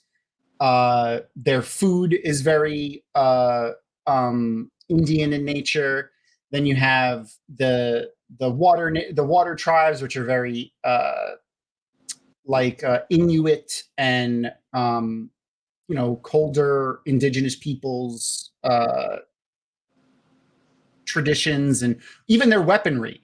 Like the weaponry that the weapon that Sokka has that kind of looks, not the meteor sword, but his other thing that he had that looks like a sword with like a ball on the end of it, a heavy ball, and his boomerang. Those are both Australian Aboriginal weapons. Those are weapons that the Aboriginal people of Australia used. And that's nowhere near the Inuits in Alaska and stuff like that. I just love the way they do that. And Robert Jordan did the same thing. to kind of stealthily teach a whole entire generation of people about all these different cultures, and it makes it less like odd to see them in real life, like when you see things. Especially the way, specifically what I love that Avatar and the writers of Avatar did was really drive the point home that the entire Fire Nation isn't bad. And even the entire Fire Nation military isn't bad. The Fire Lord and the people that are trying to colonize and conquer the world, they're bad, and what they're doing is bad. But not all of the people are bad, so they're not all the enemy, and that's a theme that comes up a lot in this show, and that not all the good guys are good. Some of the methods that the good guys use in the episodes are criticized and critiqued, and they fight Earth Kingdom people and Water Nation people who are doing evil things in the name of their position. So I really like the way that the writers of this show did that, and it's been really fantastic. Though Azula is a freaking sociopath, and I don't want to say she's irredeemable because she's only like 17, so like she's still very much a child, but she is pretty evil. And the writers have said this, and I totally agree with them. The only out and out 100% evil character in the show is the Fire Lord. Every other villain character in the show has some sort of redeeming quality / not reason, but idea of why they are the way they are. Azula has a lot of childhood trauma, being raised by a sociopath, dictator, insane person who doesn't really care about her in any way. And even her mother, who was great to Zuko, was pretty crappy to her. Yep. I will say that this, like, even with Jordan, with Wheel of Time, and with thanks, reverse 14, Azula 14, and with Avatar, this you couldn't get away with that right now. Day of Black Sun, no, not at all.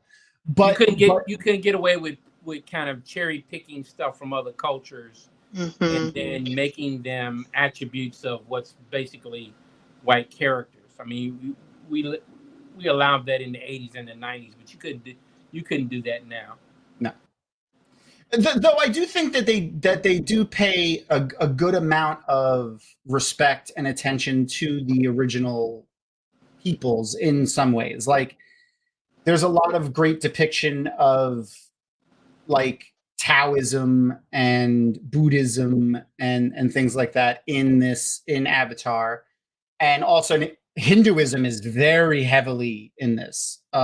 Guru Patik is only one good example, but the entirety of the Airbenders' philosophy is very Hindu in nature. There's some other stuff in there too, but it's the idea of the chakras and things like that the Airbenders follow is very, very, very influenced by the Hindu traditions. Yeah, Azula is deeply disturbed. She's extremely deeply disturbed. Oh, God. And Mark Hamill is so great as Ozai. And we're just getting out of Zuko's annoying hairdo phase. This is like the start of his, when it was bad, and now it's getting better. I don't know if Ozai thinks he's a good guy.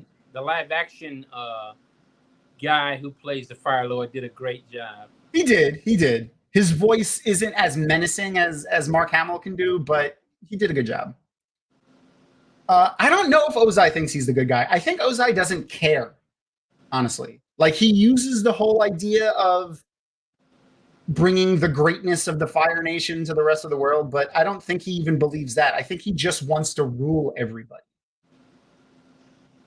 I think Azula thinks that she's doing the right thing. Azula thinks that she's bringing the greatness of the Fire Nation to the rest of the world. Like, that's what she believes. I don't think Ozai believes that. No, I think he just thinks it's what has to be. It's what is. It's what's going to be. It's just his reality. He just wants to rule over everybody. He believes he's better than everybody and smarter than everybody and stronger than everybody, and he should be in charge of them all. That's also very true. She's really doing this all for the approval of her father, which in a few episodes we find out he doesn't really give a crap, and then that's really when she starts to break down. That's it's disturbing and horrible to watch her become a broken person, but it's one of the best storylines for her in the show. Like watching when she finally comes to the realization that none of it matters. Like she's never going to get her father's approval. He actually doesn't even care about her. And then what that does to her, inversely of what it did to Zuko, it freed Zuko to become a whole person. So getting to see the two different outcomes to the same childhood trauma was really interesting.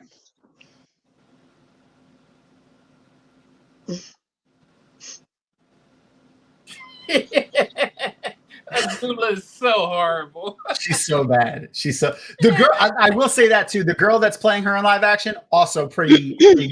She's real good. I like how they got like pretty much all like unknown / smaller actors. Like no one's super duper famous for that show. They found whoever was the casting director did a really good job, I think.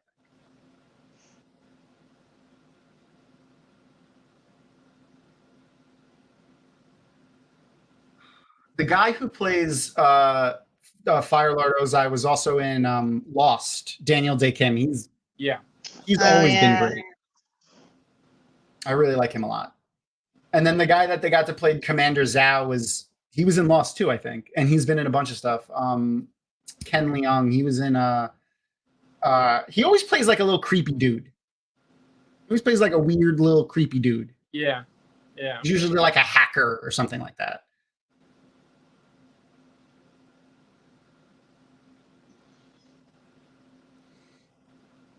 I also found it interesting that the eclipse where the moon is blocking out the sun does nothing for the waterbenders' powers.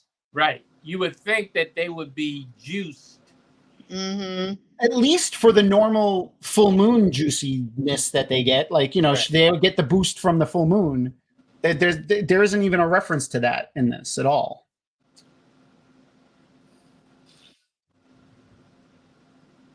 Man, it is storming good here.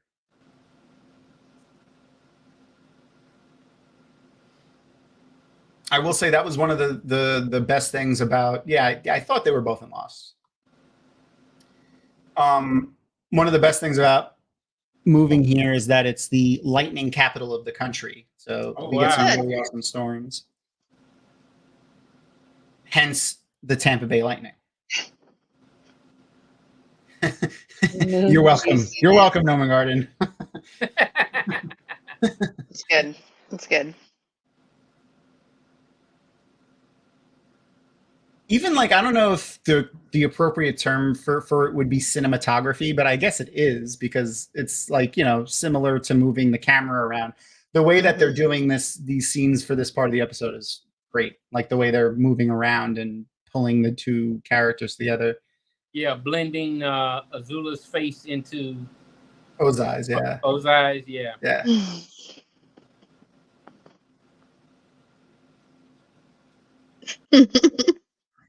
That would be the only thing that would work. That's true. That's very true. I don't know how people sit on on things like that. Like people are always like, "Oh yeah, I sit around naked all the time." That is dirty as fuck. I don't want to sit on any of your furniture. I don't want to sit somewhere where your actual booty hole has touched. Like that is no. I would never sit in my computer chair buck ass naked. That would never happen. I would have to wash the whole thing afterwards. I would never be able to sit in it again and feel clean.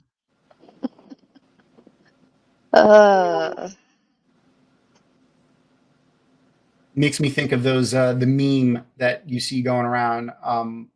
It has nothing to do with what we're talking about, but it's similar. Where they talk about you can't eat at everybody's house. It's usually someone singing it like you can't eat at everybody's house, and it's like I saw the good one that I remember seeing is a woman, instead of cutting the butter, she was just biting chunks out of a stick of butter and then dropping it into a pan. No. No, the video where they showed the woman rolling burritos on the floor. Oh, Nobody's floor is that she clean. was going to go out and sell. Yep. She was sitting on the linoleum floor, putting them on the floor, filling them with blood, whatever, and then rolling them up, and then packaging them and putting them in a pile. And I was like, ugh! Just and then look, the airships too, also Leonardo da Vinci-esque. Yeah. Yeah, the like balloon. I exist 90% of the time in pajamas. That's my life. So usually when I make friends with people that come to like my house, like we cross a time when it's like, listen, when you come over, I'm gonna be in pajamas. So like, if you want to wear pajamas too, that's cool. But like, as long as you're not offended, I will be wearing pajama pants and a t-shirt. Like when you come. Yep. You get to that point of friendship. We have friends like that it's like, I'm not putting on real clothes for you anymore. COVID did it. I bought like 7 pairs of pajamas at the height of COVID. And not going outside at all ever. Okay. Oh, so speaking of pajamas, yeah. Not that Aang is wearing pajamas, but Aang's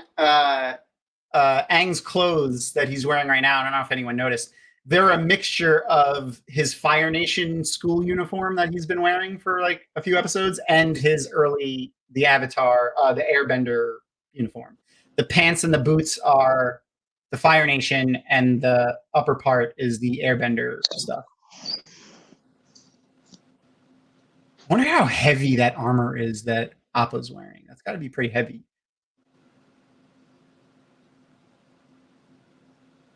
The fighting sequences I'm so excited for seeing in the live action. Like the one thing, like I can critique a lot of the stuff from the live action show. The one thing that I absolutely have loved every bit of has been the fighting sequences.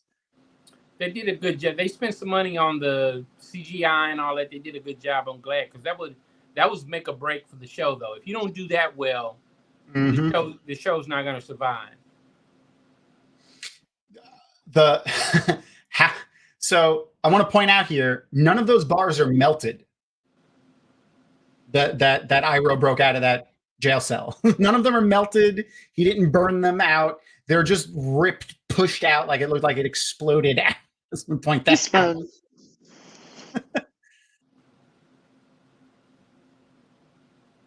Look at this. Oh, I fucking love it. Toph is freaking awesome. There's Boulder.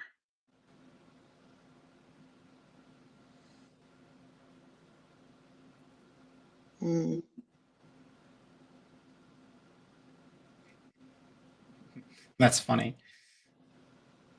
Yeah, Aaron's not neurospicy either. I don't like the way my clothes feel. Oh yeah, no, I pick out my outfits the night before, but I always pick out 2 or 3 because I don't know how I'm gonna feel about those clothes, how they're gonna. Yep, it's a neurospicy trait for sure. Through COVID, when Aaron was doing, working, we both worked from home, but she has like a regular 9-to-5 job. When she was working from home strictly the whole time, I suggested to her because she was like getting in this funk where it was like, not doing stuff. So I suggested her getting work pajamas and sleeping pajamas.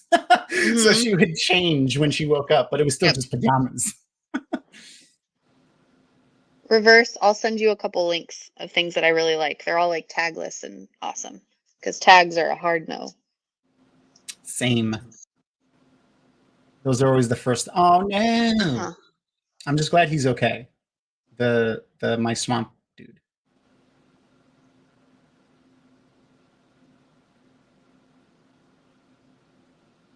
This is such a great. See, again, this is not something that you see in, especially kids' TV shows on Nickelodeon, but in almost any show, the good side this isn't like the beginning where they get their ass handed to them and then they have to come back from that and then they win. This is like they thought this was going to be it. Like this was their plan, and it failed miserably, and they got decimated. Yep. Like that's not a common thing that you see in TV shows.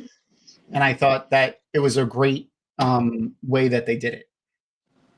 Although I think, sans the comet, without the comet, I think if you put Toph and Ozai in a room and locked them in there, I think Toph would mop the floor. Mop the floor with him.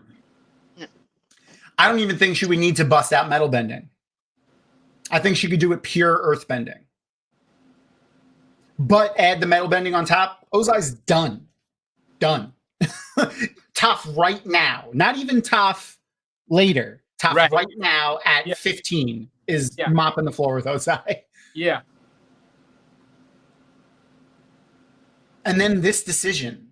Like this is one of those things where it's like you remember Aang is 12, 13 years old. Katara, Sokka are 14, 15 years old. They're leaving their friends, their literal family, father, behind to be captured, maybe even killed by the Fire Nation because they have to. And they know that Aang needs to escape because he's the Avatar. And like it's a huge piece of storytelling that's just it's awesome. It's really awesome. And then our little hero shot of Zuko. All right. And I'm pausing for everybody. So if you're following along in the watch party, I'm going to pause and we're going to end the watch party. If you want to keep watching, that's entirely up to you. But that is the only... Ooh, whoa. Why did I shut my camera off? Sorry about that. That is the only 2 episodes that we're going to watch today because, else we'll be here until 1 o'clock in the morning. But season 3 is absolutely the very best season of Avatar. Like there is not a single moment from the season that wasn't phenomenal. Like I don't know how you would do it, but if someone's like, "Oh, I can't watch the full thing," watch season 3 because it's just amazing. Every episode is a banger. Every single one. Yeah, everything. Yeah. And is important. There's not a single even the filler episodes in the earlier seasons. I don't even really think are filler episodes. Like I don't even consider them filler episodes. There's still a lot of story in them and character development, but there's not even a single piece of filler in season 3. Everything is just story progression, and it's so good. The right my brain. I love that. That's I need it. I love when it's fast paced. There's except definitely when no we're talking about here.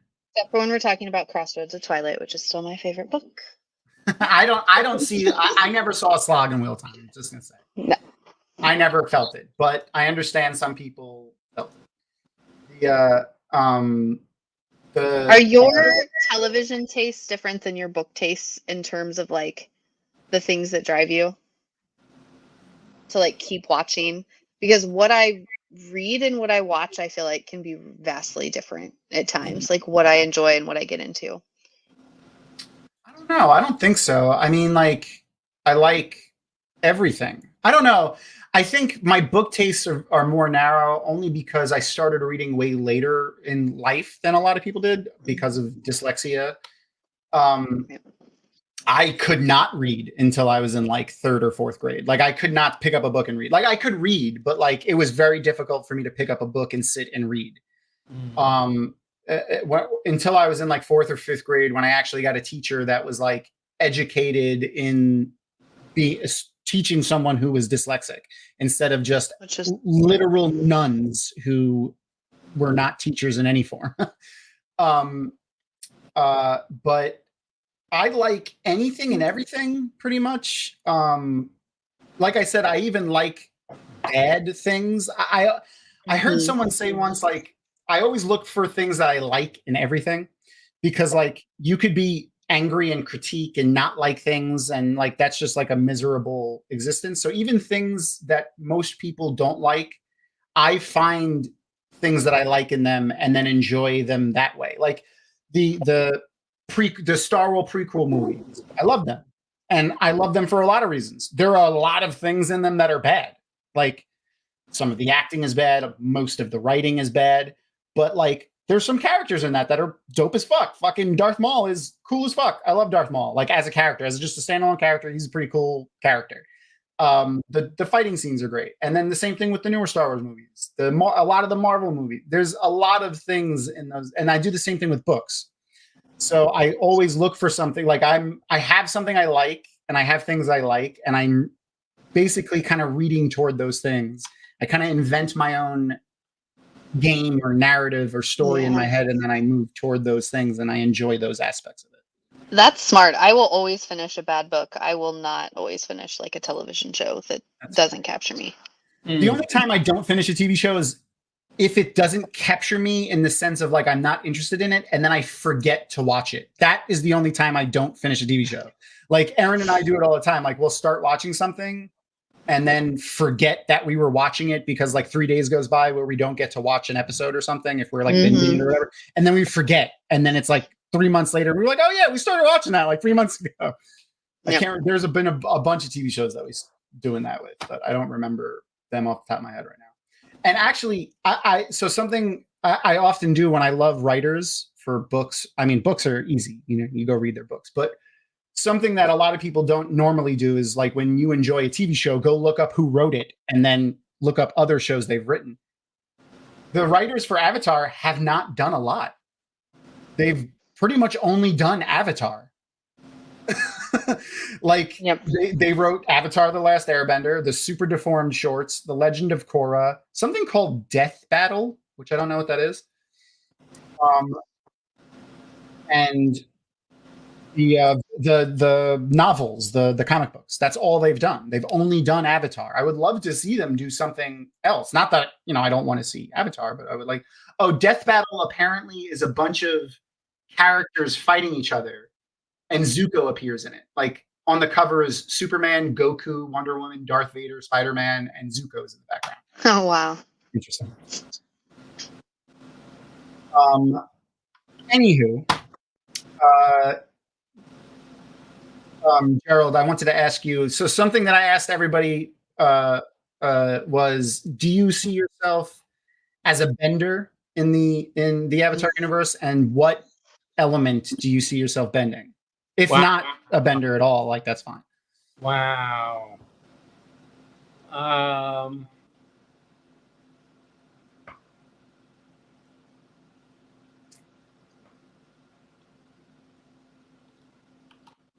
No, I don't. I would like to see myself as a bender, but I don't think I could pick one. That's understandable. Yeah. Everyone instantly pegs me as an earthbender. Maybe a previous Avatar. Okay. What nation would you have come from, though? Like, where were you born? If you could pick one, like maybe even just the culture that you like from the Avatar series. Man. I can tell you, for me, based on just the food, it would be the Fire Nation. Solely based on the food, though. I don't want to eat no sea prunes. I guess if you forced me, I would pick maybe either water or earth. Okay. So Avatar from either one of the water tribes or one of the. But probably. Well, no. Let me change that. I would probably be from the earth or the fire. Okay. Nation, because I like lightning. I like the lightning. I'd probably be a lightning bender. Okay. I like what they do with the different ways to bend fire, which is what we'll get in the next coming episodes of when we learn the origins of firebending and things like that. I really do like what they did with firebending, especially because they make it not something that's anger and destructive and things like that, which is the theme that they've been going with the majority of the thing. No, it looks like they only wrote the couple. Zuko and Toph were on 2 episodes. So from their IMDb, it just looks like they did the 2 episodes that Zuko and Toph were in for the death battle or whatever it is, which I didn't know existed. Crystal, have you ever answered that? What bender you would be? Yeah, no, I said water. 100%. Water. Yeah. I would be a water bender. All right. I wish I could be an earthbender. If I could pick one, I would pick earthbending. But no, I would 100% be a waterbender. My full mentality is airbender, 100%. Like I would just based off of like I know who I am, and I would be an airbender. I would like to think of myself as an earthbender because of just the raw physicality of it. But I think they have the coolest bending. Like it is the stone fists. Oh yeah, do it for me. The armor. When they pull the armor up on themselves, that's so sick. Yeah. Even just the earth armor that like Toph and Aang use. Yeah. So sick. The and then just the practical implications, the practical usage of earthbending. Like, building I gotta go dig a shelter. Hole. Yeah. Oh yeah. Yeah. Oh, there's a tornado coming. Ploop. We're good. Oh, there's a flood. No, there's not. Yeah, no, I would absolutely have a lot of fun with that. Being able to build low-cost housing wherever you want instantaneously and have it be, perfectly structurally sound because you can literally move it however you want. Yeah, that would be really cool. And then, there's not the whole implication of it maybe being evil because you could bloodbend. Right. All right.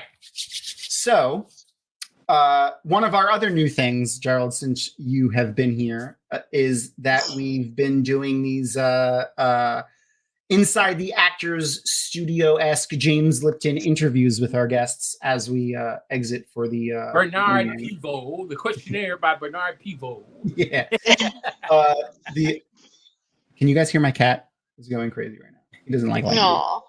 Poor kitty. Aaron, if you're listening, go and see if Luna is having a heart attack because of the lightning or something. Anyway, yeah. So we took the questions that he would always ask his guest actors at the end of every episode of Inside the Actor Studio. It's a set of 10 questions, and we took some of them right off and just are going to ask the exact questions because they're good questions to figure out who you are, and then we took some of the other questions and kind of redid them a little bit to theme them more for, general nerdery and our, kind of format. So Crystal and I are going to take turns, but Crystal, do you want to start us off? Sure. So I'm especially interested in this because you are an author. What is your favorite word? And you can only pick one. And there's no right or wrong answer here. Yeah, it's what it's just about how you feel.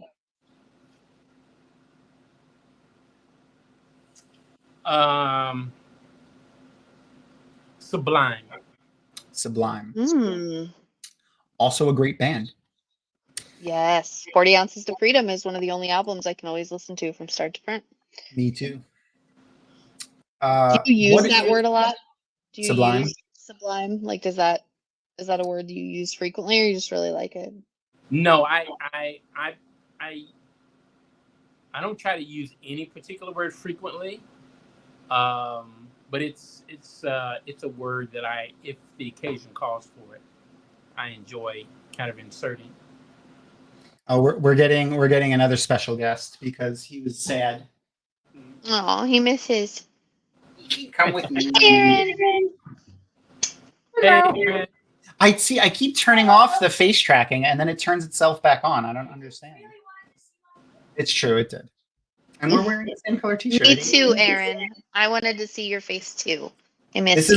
For people who don't know, this is Luna. He's my old man. He's 19 years old. Wow. Okay. Yes, you can go to your bed now. All right. So in that same vein, what is your least favorite word?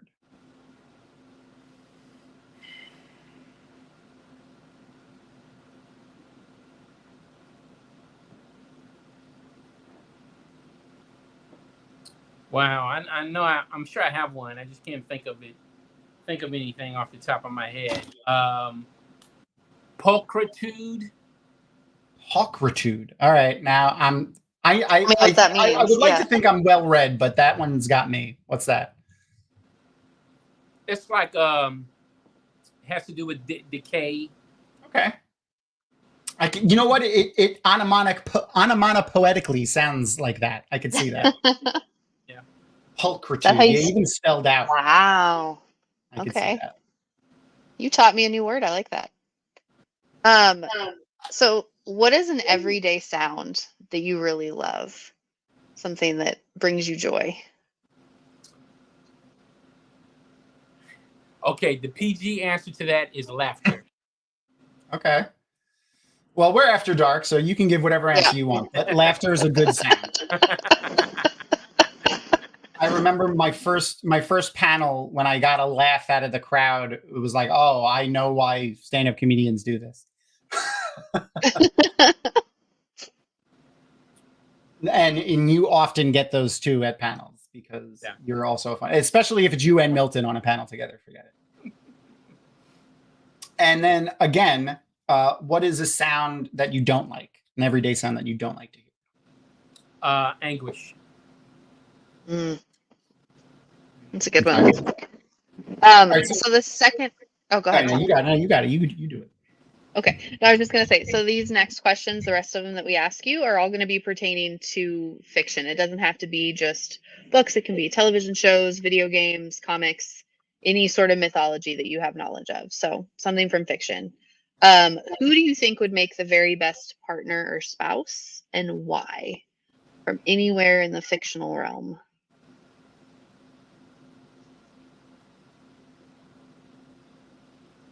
Trinity. Ooh, okay. Okay. My husband might agree with you on that one. Trinity is ride or die. Like, yep. And not only is that, it's not just that she's ride or die. It's that she's fucking competent. Like, you don't have to. You get your side, I get my side, and you don't have to look over to see if she needs help or backup or anything. She's gonna handle her side without any assistance. Like she's just competent. I love her too. What's her name? Carrie Ann Moss. Carrie Ann Moss. Yeah, she's in The Acolyte. Also a great show. Don't bring that up. I'm enjoying salty about that. There's a lot of stuff that's not great about it, but I'm enjoying it. Carrie Ann Moss was good. Like, look, bring in an unknown actor to do that first episode, and then I knew they weren't going to keep her around. Have her be the main character, or switch her and the Asian guy, switch their roles. Let her be the one who is in. I don't think they can afford it. Right? Me too. I am too. So yeah, right. that bothered me, but I'm a Carrie Ann Moss fan. So me too. I mean, I was going to be sad about it either way, but I kind of knew that she was going to go. All right. And again, in the same vein, who do you think would make the worst spouse or partner?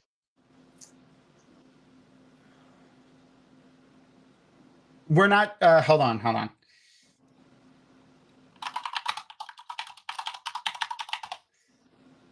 Sorry, I just wanted to make sure Reverse BLT knew that he was safe. We won't spoil Acolyte.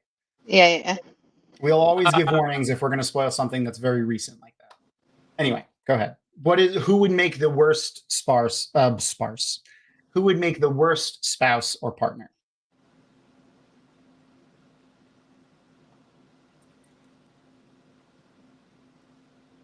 It doesn't necessarily have to be for you. Like, this isn't someone that you like. It doesn't have to be who would make your worst spouse or partner. Just the worst. Right. I mean, honestly, I think Anakin is a terrible partner. That's entirely fair. Yeah. Like, just horrible. Like, dude, seriously? For real? And I mean, I understand your childhood trauma, but when you're a grown person, you have to take responsibility for all of that. And you don't get to use that as an excuse to not show up and be a good partner. Go work on yourself, bruh. I mean, right? Especially in the early movies. So the pre-Vader, like Revenge of the Sith Anakin, Clone Wars Anakin? Yeah. Okay. I mean, obviously Darth Vader is a terrible partner. He's gonna be bad. He's gonna be bad. that's obvious. Yelling at you all the time. But like, you don't clean, you don't load the dishwasher right. He's gonna force choke you. Right, like Anakin from the second and third episode, right? Okay. Grown up Anakin Skywalker before he becomes Darth Vader. Like shit. You know what, Glenn? I was even going to say, even Clone Wars Anakin, while he's a good character, don't think he would be a great, spouse or partner. And he really wasn't, even to Padme then. Like, he was not around. He was, he was very singularly focused on being like a general and winning, and like, not even in a good way. It was in a bad way. Let me give you another one. This may be surprising. I think Morpheus. Oh yes, for the same reason. But no, I think Morpheus would not treat a partner the way Anakin treats a partner. Oh but I think Morpheus would be a bad partner because Morpheus is focused on one thing. To the not very attentive, to the detriment of every other relationship in his life. Everything else in his life. He's focused on one thing, which is why he and Jada's character did not work out, because he was focused on one thing. Yeah, I'll remember. I'm gonna in like a minute. In a couple of minutes, I'll shout out her name. I remember her character, or Noman Garden. We'll just post it. But I can't remember her name. It doesn't matter. She was the captain of the Nebuchadnezzar. I can say that. I don't remember her freaking characters. Anyway, all right. Is me. Oh yeah, it's your turn. Go ahead. Okay. It's funny if you think about it, because on the same ship, you have the person who would be the best partner, Trinity. Niobe, yeah. Trinity. And the person who would be the worst partner, Morpheus. That's fair. But both of them are focused on the same person, Neo. Yeah. Crazy. But even Trinity, even Trinity did a good job of, like, she's still her own person. Like, she's not like all about Neo. Right. They did not. The Wachowskis did a good job of not doing the kind of classic. She's only around for his benefit or his character development, blah, blah, blah. Like, she has her own internal life and her own kind of motivations. And I think that's one of the reasons why, for a lot of nerd guys and girls who are into women, why she is such a kind of shining bright light. Like, we all want a Trinity, right? Because she was just a badass, period. Mm-hmm. Nice. I mean, she's even like super famous to Neo when he first meets her. Like, she was like, oh, you're the hacker that did the whatever. I don't remember. Right. Mm-hmm. And now I gotta rewatch. I gotta rewatch now. Yep. Like, when she first meets him, like, she could care excuse my French, she could care less. Yeah. Like, dude. Thom, put it on the. She could care less about Neo. Like, bruh. I like it. All right, so kind of in the same vein, but not a partner. Is there a fictional character from any realm that is a crush for you? Someone that you have a crush on that you just think is very attractive? That isn't Trinity. That isn't Trinity. You gotta pick a new one. We got that you're the Trinity stan. It's cool. Mizo. Blue Eye Samurai. Okay. What was the character's name again? It's a great show. I recommend that and Arcane to anyone who's into animation. Blue Eye Samurai is a tremendous show, but there's something about her character that I completely adore. Mizu, you said, right? Yeah. Okay. The and I would say also for Arcane, don't even worry about like it's whatever. It's like the story of forget about that. Forget about League of Legends. If you don't like League of Legends, don't matter. The anime, just the lore and the storytelling and the art in it is absolutely fantastic. All right. So next question is, if you were given the opportunity to have a job or join like a group from fantasy, anyone you want. So it could be any video game, movie, comic book, whatever you want. The Jedi, Aes Sedai, anything you want. What would it be? I mean, oh my gosh. Okay, top 3. Top three. Okay.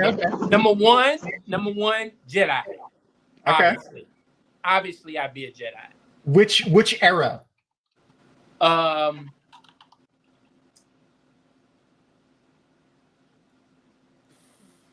See, now I got you fucked up. I'd like to be around with Obi-Wan and Yoda. Okay. Yeah. But I would not get snuck. I would not get caught with my pants down, right?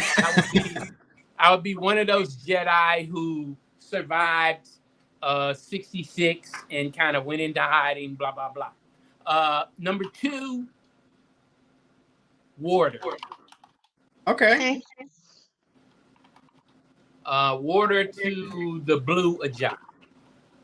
Okay. Ooh, all right. So you get out there, see the world. Yeah. 3,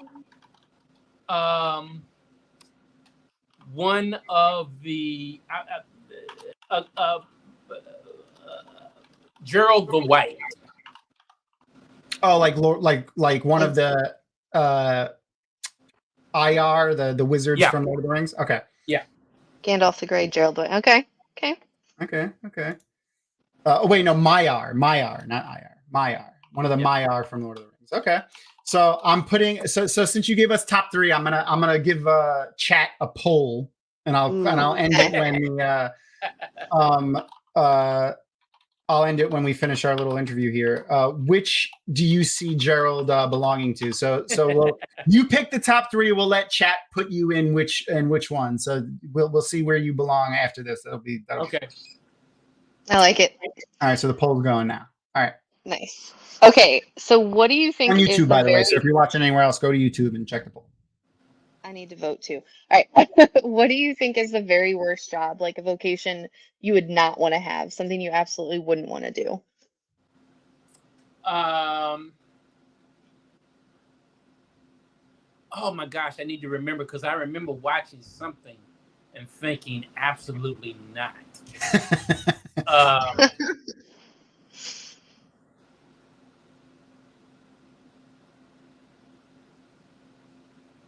Man, there's so many. I can't. It was some kind of drudgery, some kind of like somebody in a dark, like pit digging out something. I can't think of what show it was, but I was like, absolutely not. What'd they do? They were just digging. Okay.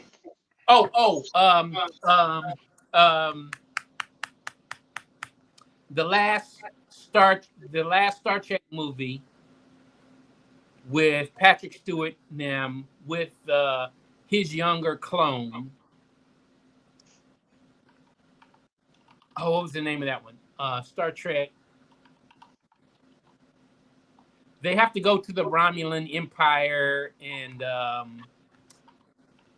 deal with Shinzon, and Shinzon turns out to be a clone of Picard. You know which one I'm talking about?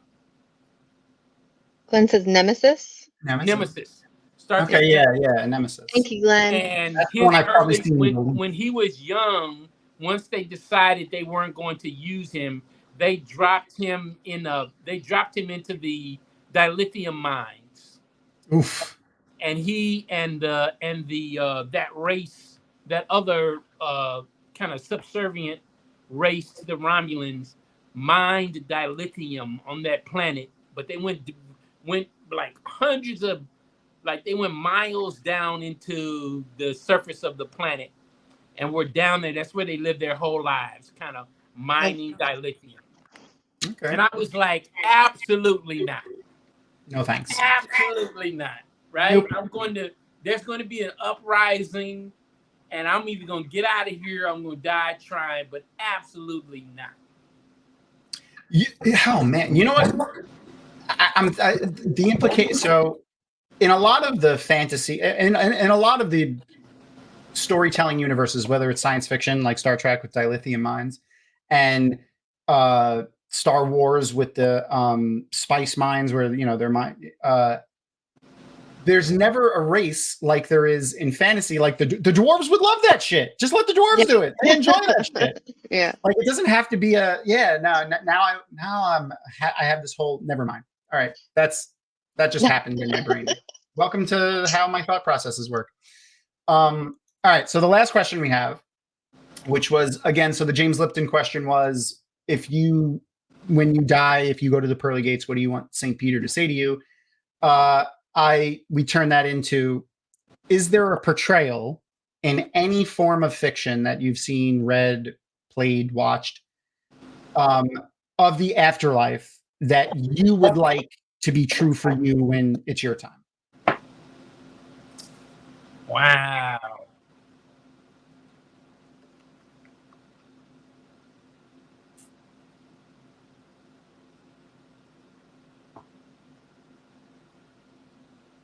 And again, no right or wrong answer. This is just for you. I guess it would be comforting and interesting if Jordan's kind of co-opting of reincarnation was a thing, that you would go into the wheel and the wheel would spin you out again. Mm-hmm.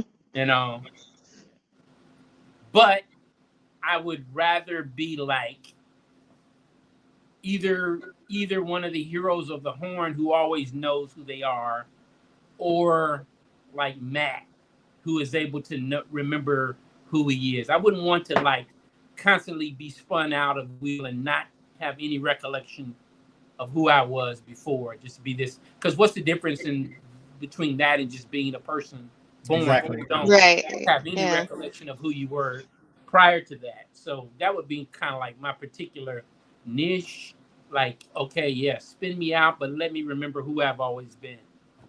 I always had the headcanon for Teleparty as kind of like the heroes of the Horn can manifest in Teleparty and like interact and move around, but all people are there and they can see the things and walk around, but they can only see each other. Like that was my headcanon with it, and I used it in a D&D game that we did.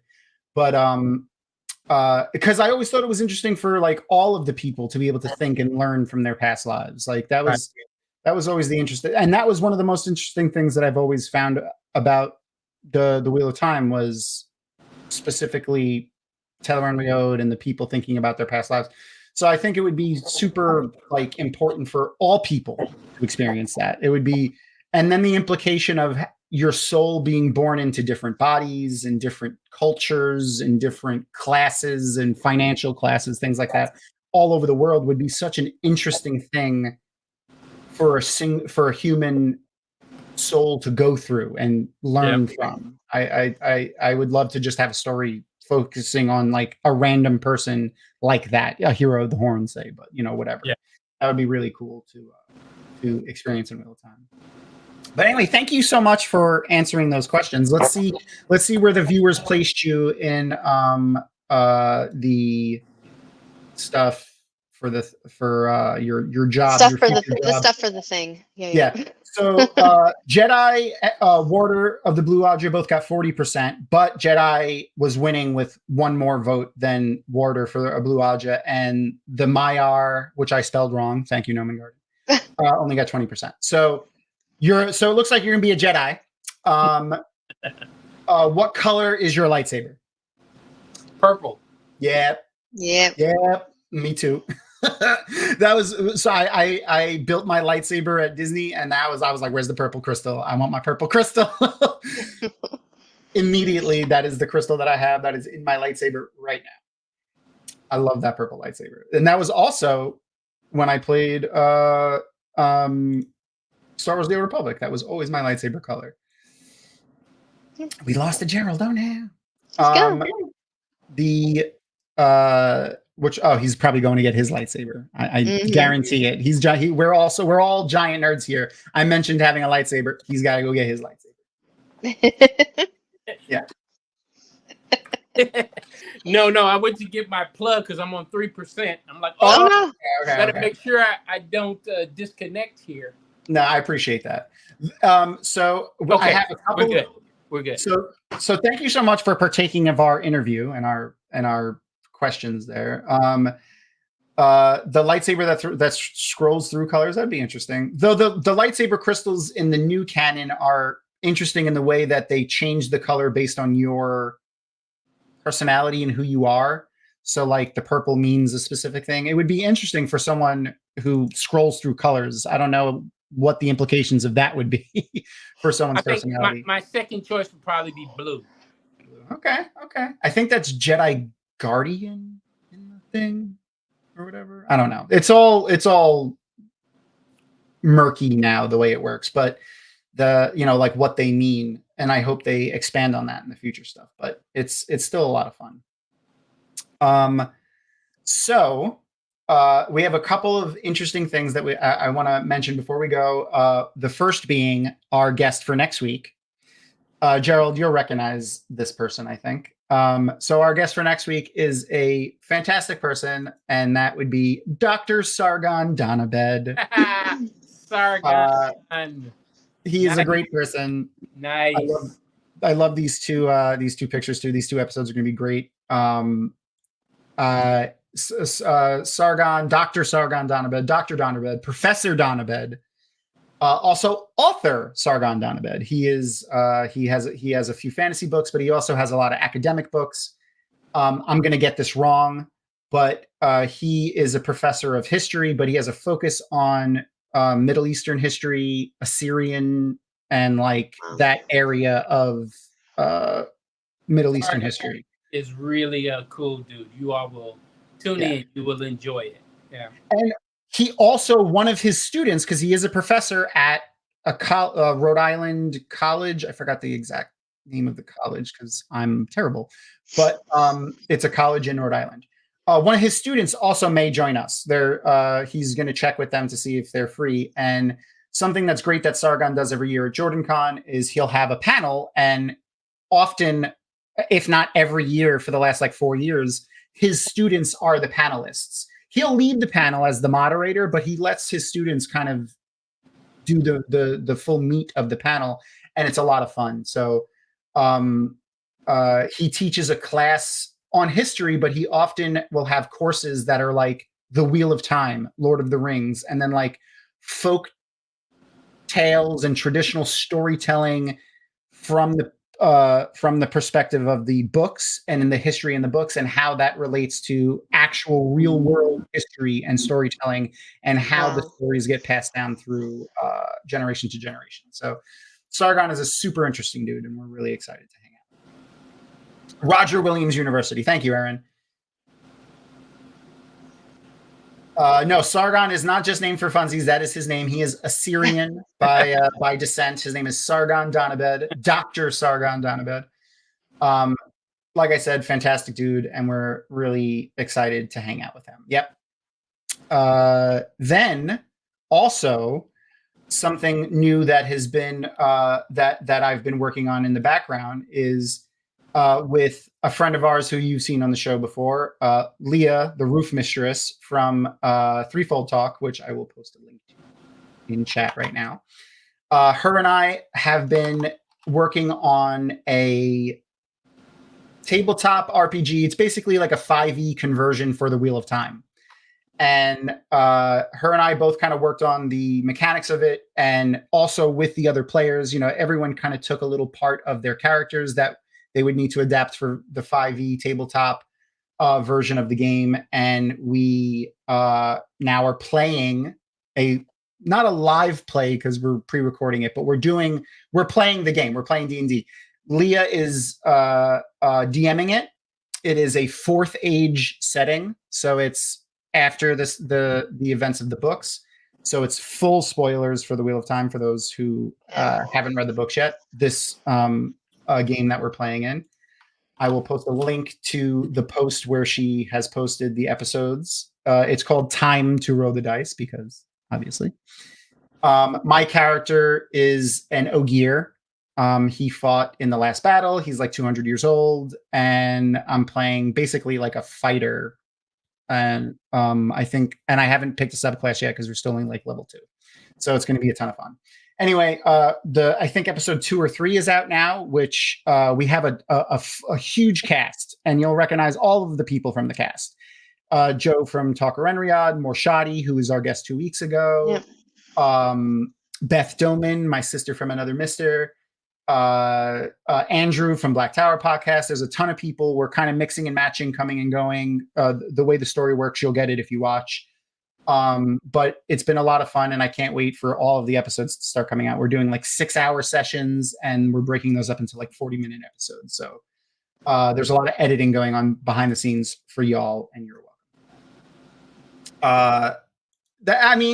True. You'll see. I have a whole tree singing thing. He's a tree singer. Spoiler alert, my character, but I do some tree singing really early on in the episode that I'm in. My first episode, which I think will be the next episode that comes out. Anywho, yeah, go check it out. It's been a ton of fun doing that. And before we go, we've had a special birthday since our last episode, and that's Crystal's birthday. Happy birthday, Crystal. Thank you. Happy birthday. It was your and Erin's big birthday this year. You want to say which one it was? I don't want to. 40. Oh, you're fine. 40. I don't know. Some people are sensitive about that stuff. I don't know. No. Well, congratulations for making it this far. It's another day that we've made it through alive. What did I posted recently a memory from like 10 years ago on Facebook. Another consecutive day I've made it through alive. So well done, yep. Crystal. You're ahead of the game. Maybe I'll catch up to you one day. Again, thank you, Gerald, for coming. Thanks, everyone, for hanging out and watching. There's apparently 234 people across all 4 platforms where we're streaming right now. And I hope that's true for everyone's sake. To recap, again, I'm going to post the link for the Space Funk Kickstarter. If you go and back that project for any amount of money, even $1, though I do suggest backing it for at least the PDF version of the book so that you can get the book. You'll have a chance to win a Memory of Light backpack, of which I apparently deleted the picture of. But it is if you Google a Memory of Light backpack, you'll see it. It'll come up. It's a over-the-shoulder, like one-strap backpack. I'm often wearing it at conventions, though yours will not have patches sewn all over it like mine does. So if you donate any amount of money to the Kickstarter right now, once the Kickstarter is over in 24 days, I will do one of our Wheels of Death, and who will win the backpack the following week after it ends. So make sure you go and back that also. Thank you, Thom. Of course, man. Always. You got to, first of all, even like I said, you got to support your friends. Oh, yay. Because I have a wonderful Erin, she brought me one. This is the backpack. Yay. It's a one-strap backpack. It's a pretty good backpack. I wear it to all the conventions. It's got a pretty strong strap. I used to carry my RPG books in it, so it's a pretty hefty backpack to carry around like 5 of those RPG books. Oh shit! It's Gnome and Garden's birthday too. Happy birthday, Gnome! Yay! You're 42, right? Wait, where did Gnome and Garden say it was his birthday? I missed it. It was farther up. Oh, there it is. Today is mine too. Yay! Happy birthday, Gnome! See, now I'm going to add this to my calendar, and I'm going to remember every year because that's how my brain works. I remember random things. But I super appreciate you, Gnome. Thank you so much. I told you last week to send me a message because you had said that you were missing a couple of Wheel of Time books. Send me a message and let me know which ones you're missing. And if I have extra ones, or if Tor happens to send me any more hardcovers, I can send them to you. But we could just say it's a birthday present now for one of our favorite viewers that hangs out with us every week. Yep. Anyway, make sure to come back next week. Watch Dr. Sargon down a bed.